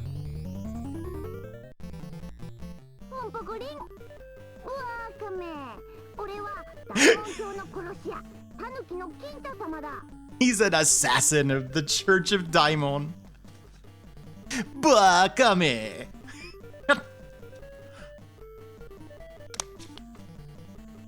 Treachery. Yeah, believe it or not, the guy who looked exactly like us and whose name was really close to the Japanese word for balls was a Tanuki. The one who couldn't stop going Pompogorin all the time.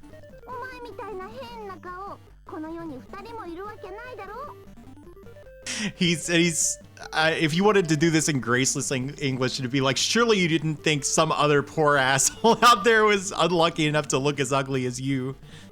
That's not graceful English, but it's the nuance.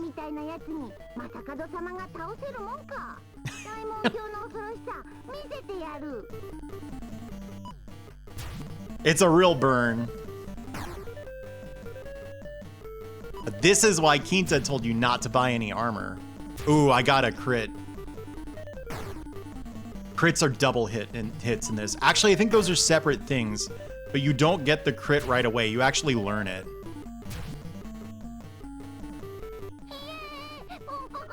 I kicked his ass. Quinta, you rat! You weren't using the oven to heat up cookies. Baked cookies, that's it. So we're getting the great tweezers.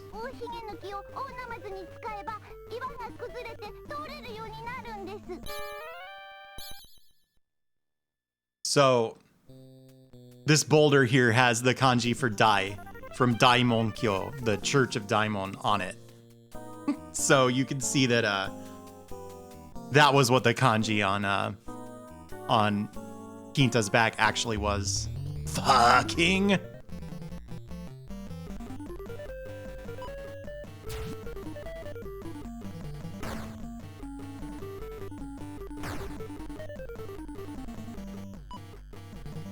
Oh, check this out. Please, I already translated this. Don't question me, if you don't mind. There's a reason I'm going with the Church of Daimon.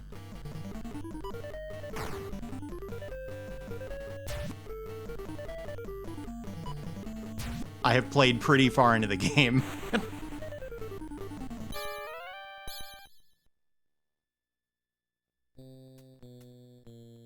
Can you open this right away? There we go. We got the Tanuki key. This is something else that I think is like unusual for this style of game. I just got like story progression experience. Pompo Korin point redeem? No. No, we're not doing that. So like, is this like a D&D thing? Like you get experience for killing monsters and stuff, but also for hitting certain story beats? That's D&D, isn't it? That's in this game. It's not the only PC Engine RPG that's in. I think that's so cool. Is that in like Ultima or something? Or did they just come up with this idea on their own? Owns? Did I just pluralize own? What the fuck is wrong with me? Oh, I guess you have to use the key. Yeah, there we go. We've got the great tweezers. All right, more event experience. How about that? So, do you guys know about, like in Japanese folklore, there's a connection between catfish and earthquakes? Can you imagine why using the tweezers on the catfish might move the boulder?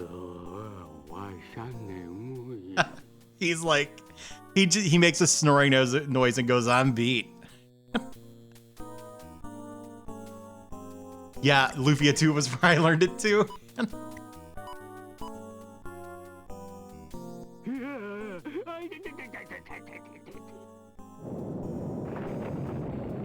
Yeah, we yanked on his whiskers.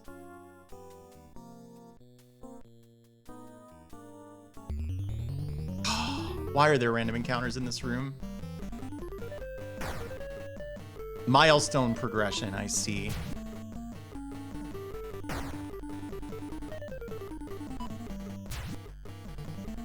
Yeah.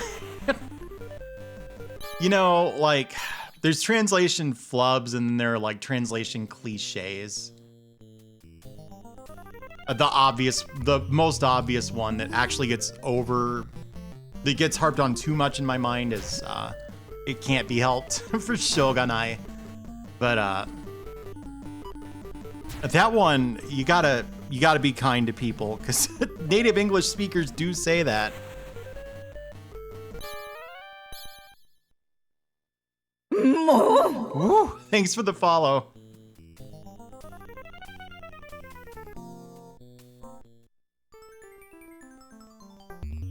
Yeah, I could see that.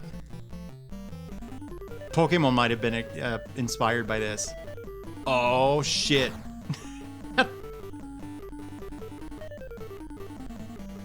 I don't know if I can take these. Let's try, whatever. So yeah, to me, this is like the coolest, one of the coolest PC Engine games. Just the fact that there had never been a CD RPG before. And the very first one, like, this looks incredible, right? These combat sprites look incredible. The voice acting is great. There's basically no gameplay depth. That's kind of an issue, but hey.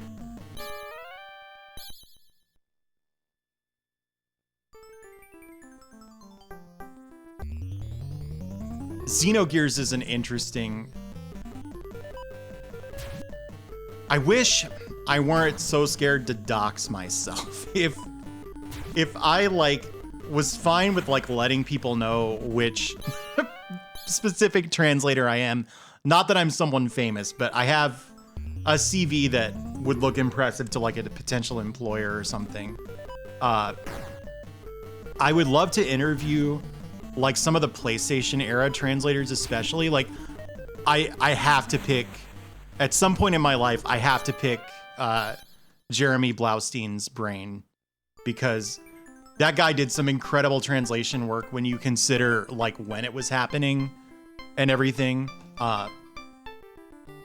And like, I want to know all about Metal Gear Solid. I want to know all about Symphony of the Night. I want to know all about Valkyrie Profile. So this is a neat section of the game. I'm not going to play any further because like, I'm going to be revisiting this soon, because Tengai Makyo is another project that I'm going to be restarting. Yeah, I think Ted Woolsey's been interviewed a few times. I think he's a great translator. I happen to know we don't see eye to eye on everything, but so this is also where I was like, I have to translate this. So we're about to talk to Mito Komon, who, if you know your Japanese pop culture, you know there's a TV show based off this guy.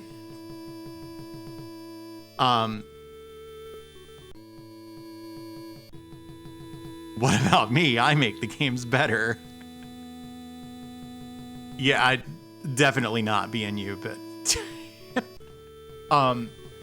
so Mito Komon is the star of a really famous TV show, like a period drama about like a member of the Tokugawa shogunate, like a distant relation of the shogun or something, who was going in hiding as Mito Komon, I think. Or maybe he had another pseudonym, but it was like sort of like a mystery show, almost like Columbo, I guess, where like he's just wandering around around Japan, disguised as not a royal, you know, and he gets to a village and there's something up in the village and he's got to find out what's going on. And when he catches the bad guys, he always goes, "Gaze upon this crest," and he holds up the hollyhock crest of the Tokugawa shogunate, which is proof that he is who he says he is. And they're like, "Oh shit, I just committed, you know, like Yakuza thuggery in front of this guy who's personally connected to the most powerful person in the country, and now I am 100% going to get executed." And that's how every episode ends. There's actually a really famous Famicom RPG about him that it sucks, but it's got a ton of voice lines because he had a lot of catchphrases. His "gaze upon this crest" is sort of like Columbo's "just one more thing," you know? So if you talk to him, here he is.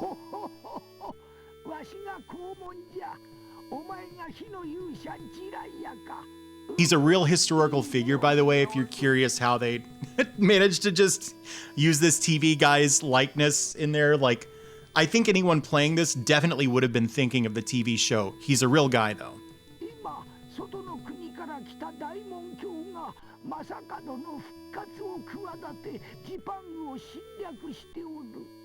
Yeah.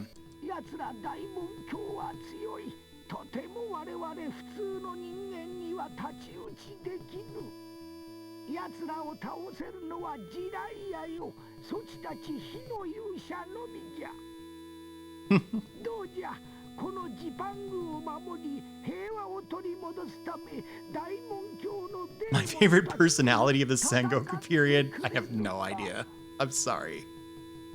So, this is something that like actually didn't cross my mind, but this he references in this line, "Daimon-kyo no demon tachi to tatakatte kurenu ka." So, demon tachi is demons. It's the Church of Daimon. Get it? Now I'm back. So he's like this town is like a checkpoint. So he was just driven from a nearby like castle, where he was like the lord, you know, but the daimon invaded, and he got ousted and sent to this, or he fled to this town and had them raise the drawbridge, and he won't lower it until one of the heroes of the Fire Clan will agree to defeat the Church of Daimon. So that's what he's doing here. So if you say yes, そうか。大門教と戦ってくれるか。さすが火の勇者ジライアじゃ。 an alternate final boss, really. すぐに東の橋を渡れるように手配しよう。そしてもう一つ。 So he's gonna lower the bridge, but also 我が家に200年伝わる宝、葵の剣を授けよう。必ず大門教を倒してくれ。 pop quiz. He's handing down this sword that's been passed down in his family for 200 years. I'm gonna write it for you. Don't worry about embarrassing yourself. Translate this. If you're a Japanese speaker, Aoi no Ken, what is it? And don't worry if you get it wrong. First thought that pops into your mind. That's what the Game Facts says. It's wrong. So your clue there is that there's a no. Following an EK Yoshi with a no is really strange. So Aoi, there's another thing. I think is it this kanji? Let me check. That might be wrong too. Homophonous with with Aoi meaning, yeah, this is the right kanji, meaning blue, is this right here, hollyhock, which is the plant that's on the crest of the Tokugawa shogunate. So it is the sword, it's the hollyhock sword. And every guide that I've seen to this game that's like, all right, here's how to play this if you just want to hear the voices and see the art and you don't know Japanese. Every walkthrough says you have to talk to Mito Komon to get the blue sword. And so when I saw that, I was like, I have to translate this, because if that has been misunderstood, then Aoi can. That's the tricky thing. Ao is blue. Aoi is hollyhock. So that's it's just little subtle missteps like this that made me go, I have to translate this because this game is so important. It has to be possible for English speakers to experience it. I don't know, Botoggle, maybe. I think a lot of people do. So I'm not going to go any further in this because I actually played about half an hour past this guy. And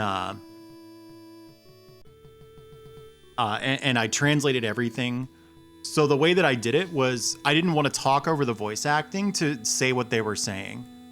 So my Japanese is so much worse than it used to be. It's fine. You don't need super good Japanese to follow along with a translation stream. But yeah,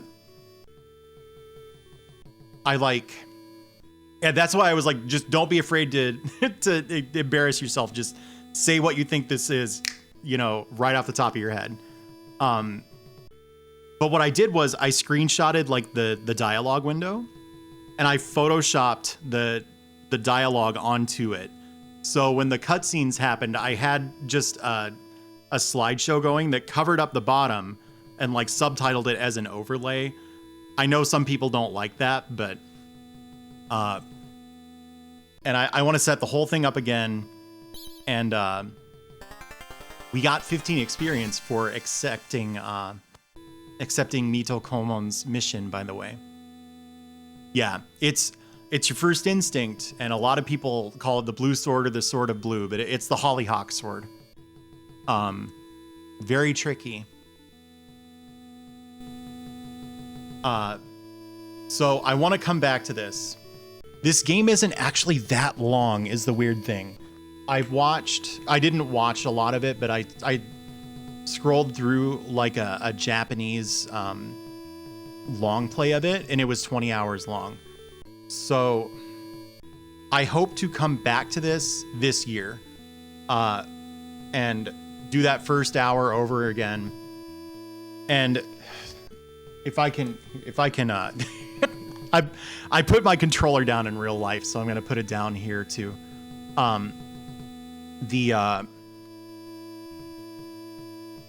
So part of the issue was the way that I did this was I played through a big stretch of the game in Japanese, and I wrote down every single line of dialogue by hand, and then I translated all of that. And that meant that I had to play through the entire game twice, right? Like, first really slowly, making sure to talk to every single NPC, which a lot of the time what I did was I accidentally talked to the same one like 2 or 3 times and went, oh, motherfucker, and then had to mash through it, you know? And it was so time consuming that I was like, man, I want to keep doing this, but I don't know have the time. I don't know if I have the time. And wouldn't you know it, I also tweeted about it, like my first stream. And just when I was thinking like, man, that was kind of disappointing. Like it was so much work for what ended up being an 1.5 hour stream. Like it was short. And I was like, it's just too labor intensive. And I got contacted by someone who's like, hey, I am a hacker who dumped 100% of the dialogue in this game for a fan translation project that fell through. And I put all of it into a spreadsheet that says exactly which NPC says every single line and exactly where all of this occurs. Do you want it? And I was like, yes. So revisiting it now will be easier. This is part of why Sheriff Ram and Mocha Me have helped me speed up, or what the fuck? I hate how Windows 10 by default has this thing where if you shake a single window, it minimizes all other windows. I can't stand it. But so like you have to trust me that what I'm about to do, and I'm just gonna fill in like garbage data, so please don't get excited if you were expecting to see Jaseiken Necromancer. Did you hear me type there? That was all it took to completely change all of this OBS stuff. So the idea is these streams, I will, thank you. These streams and the Platformageddon streams are not much work to set up, meaning I should have more time to translate Tengai Makyo. As far as when that's actually going to happen, I don't know. I'm hoping it's soon. I have learned not to promise too much. But if this game looks cool, keep in mind, I do want to come back to it at some point. However, something that I think is really interesting, 1 week after this came out, which is like one of the most important RPGs of all time, Blazing Lasers came out, which you've probably heard of this one because it's really famous. This is like the most famous PC Engine shmup. I'm actually not a huge fan of it myself because it is too long, but to cap off our night of exploring the PC Engine library and kind of giving you an idea of like what this system is like so that when I jump back into 1992, you have your bearings to some degree. Let me show you Blazing Lasers. Let me use the correct scene though. Nothing wrong with this game. It's just a little too easy for me. I've played it 4 times and I have 1cc'd it 4 times. I've never gamed over in this game. I'm sure it'll happen eventually, but it's not really what I want out of a shmup. There's a good YouTube video about this. If you can give me a second, I'll find it for you. Shmup Junkie Blazing Lasers, maybe? Yeah, okay. So I believe it's this video. There's a guy named Shmup Junkie who is really passionate about shoot 'em ups and makes YouTube videos. and he has a video that's like how to get good at shmups. And what he says is learn blazing lasers, which I wouldn't have thought about it. But as he talks about it, it's like, you know what? I could see where this wouldn't be a bad beginner shmup. That is not to say it's easy. It is still a game where you can die in one hit, and it's fast and there's shit going on all the time. But if you listen to him talk, he makes an interesting case for it being a good entry level, or not an entry level because it's still kind of hard, but a good entry point for the genre. So by all means, if you've thought about getting into shmups and they're all too fucking hard for you, I can't promise Blazing Lasers won't be kind of tough, but it's worth checking out. And I think it's interesting that this incredibly polished, critically acclaimed shmup just came out a single week after one of the most important RPGs of all time. Hang on, I want to turn the turbo switches on.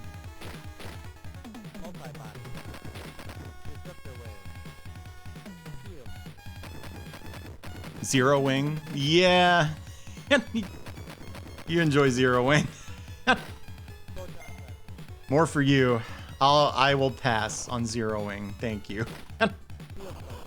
There we go. But this is my personal favorite weapon. Although I got in the habit of switching away from it for some of the later levels where this gap in between the volleys is kind of a liability. You really do. Yeah, Toho games on easy mode, I think are another good entry point. I'm not very good at that kind of shmup. If I were to try to 1cc a Toho game, I think I would also need to play easy mode.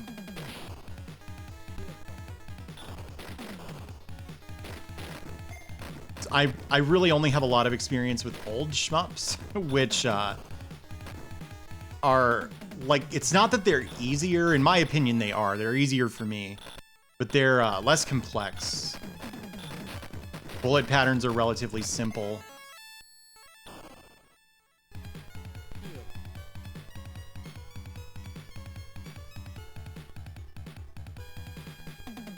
You can simplify the weapon system by just ignoring all of it. Only using this weapon, and there's like one more that's good in another level. So yeah, that's the PC Engine. Again, I'm hoping to do these every Tuesday.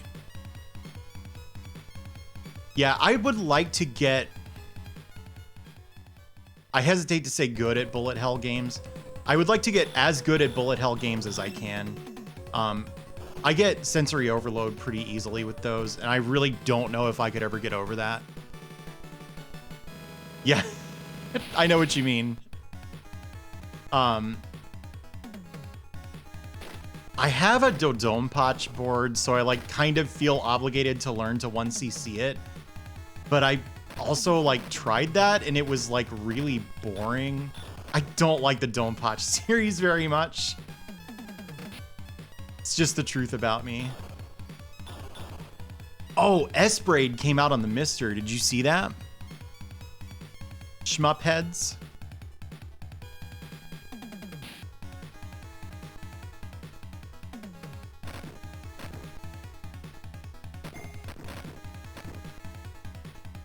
Shmupsters. Yeah, I'm interested in S-Braid. I hear it's actually quite a bit harder than Dodonpachi, which made me a little less excited for it. I'm gonna be honest, I could have 1cc'd Dodonpachi. I worked on it for a while. Oh shit, all right. If you are thinking about learning Blazing Lasers, you need to know this trick. If I had not known this trick when I played it, I would not have 1cc'd the game on my first try, and then I wouldn't be on an unbroken 1cc streak. Chodensha is interesting. I want to try that. Sometimes power-ups drop that, like, when you shoot them, they just freeze. And if you keep shooting them, they eventually turn into these. Then when you collect those, it destroys all enemies on screen. But there was another really subtle change you probably didn't notice. If you look in the lower right corner of the screen, the icon next to my lives is now gold. As long as that icon is gold, when you die, you respawn immediately. Otherwise, this game has checkpoint respawn, which makes it harder. Some games, you know, the checkpoints are easy to recover from. This is not necessarily one of those. And that's one of the many reasons that it's like, even though I personally don't like blazing lasers that much because I don't find it that challenging, like, it is not an easy game. So please don't misunderstand me there. Your score will be messed up. So, and the way it works is like for every one of those multicolor power-ups you get, you like convert one of your lives into a golden life. So if I were to die once, I would lose my instant respawn. And then if I died again, I would be sent back to the checkpoint.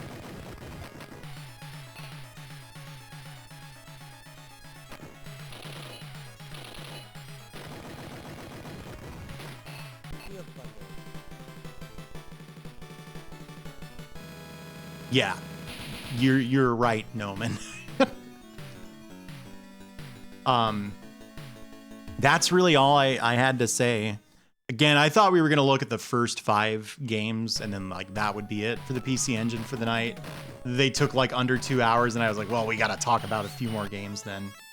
So you've sort of seen, to my mind, the most important stuff on the system through 1989. Not all of it is like my personal favorite. Like, I like Blazing Lasers. I don't love it. For example. But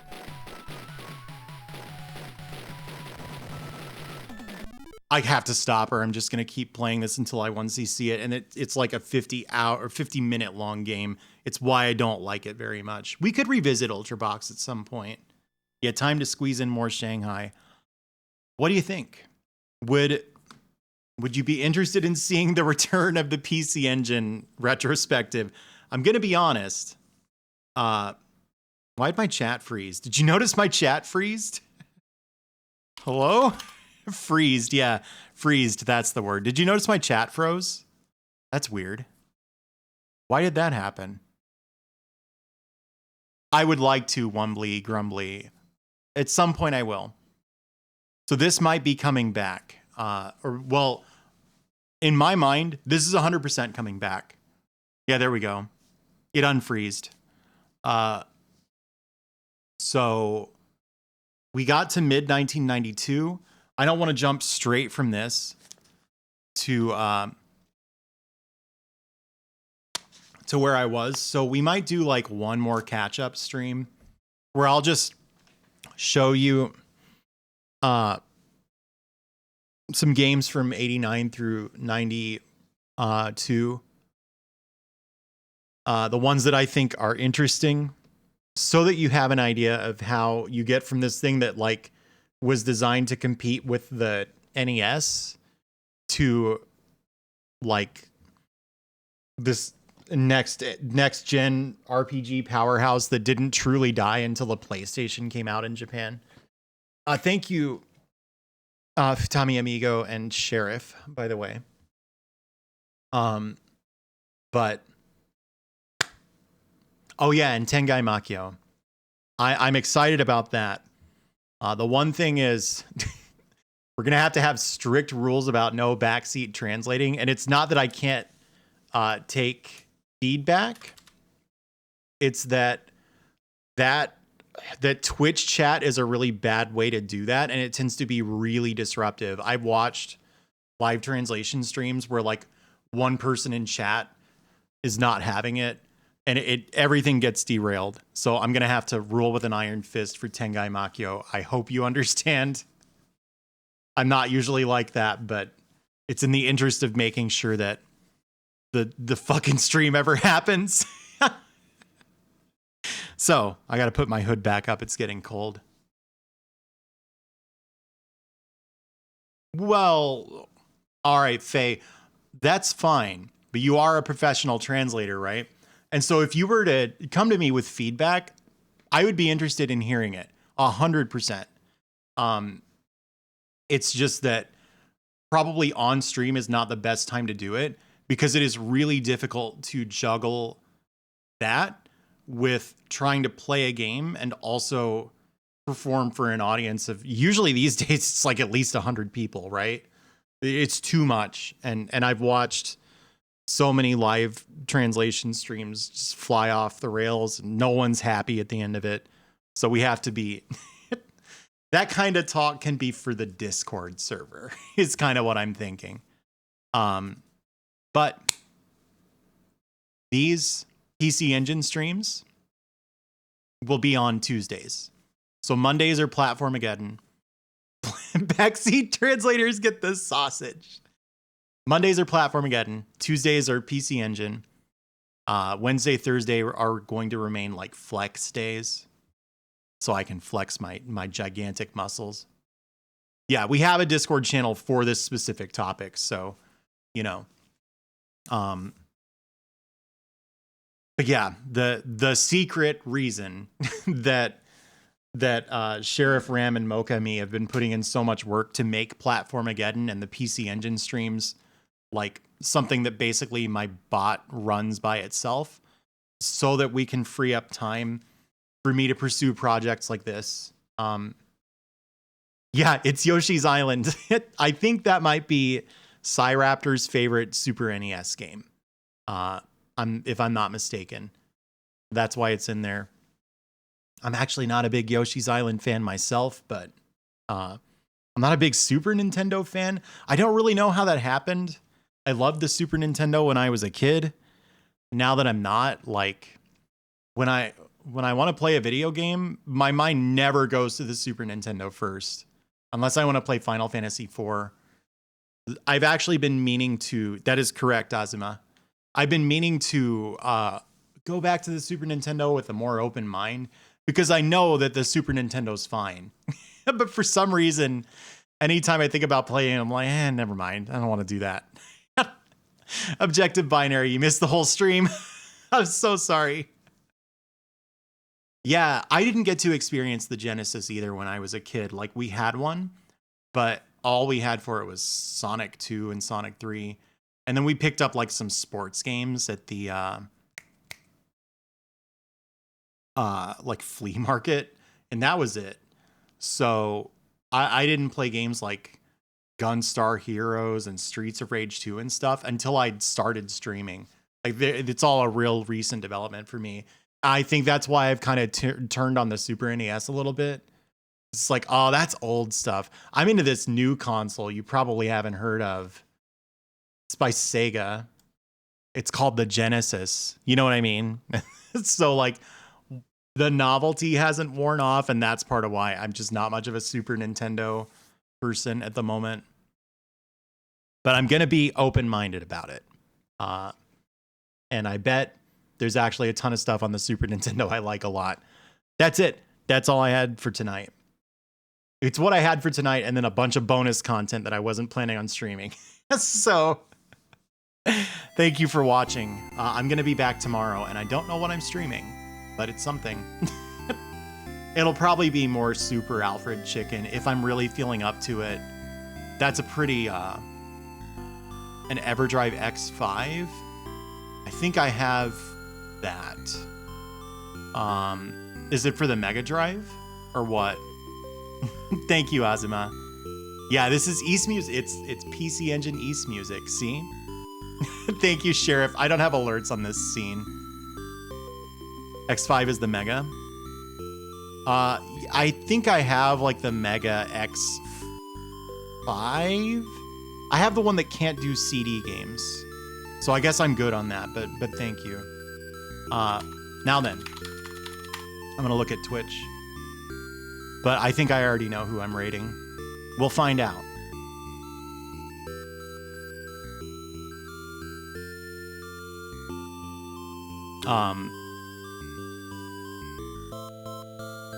I worry a little bit that I overstated how ready Tengai Makyo was to continue as a project, by the way. So just know if you're excited for that, I'm excited too. It might not happen right away. Margot, a good friend of mine and a fellow member of the team called Pop and Start,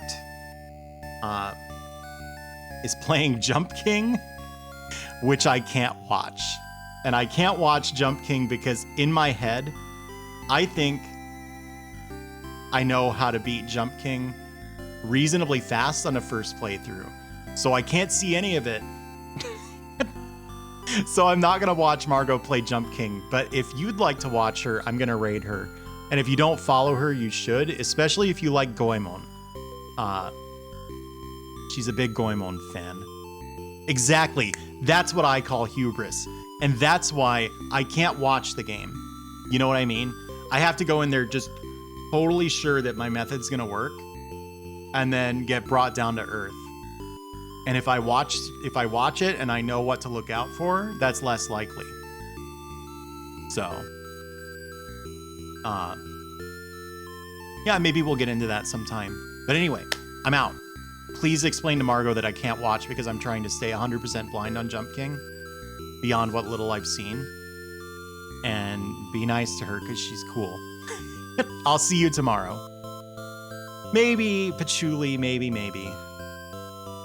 But I think I'm right. I think I can beat it kind of fast. All right, have a good night.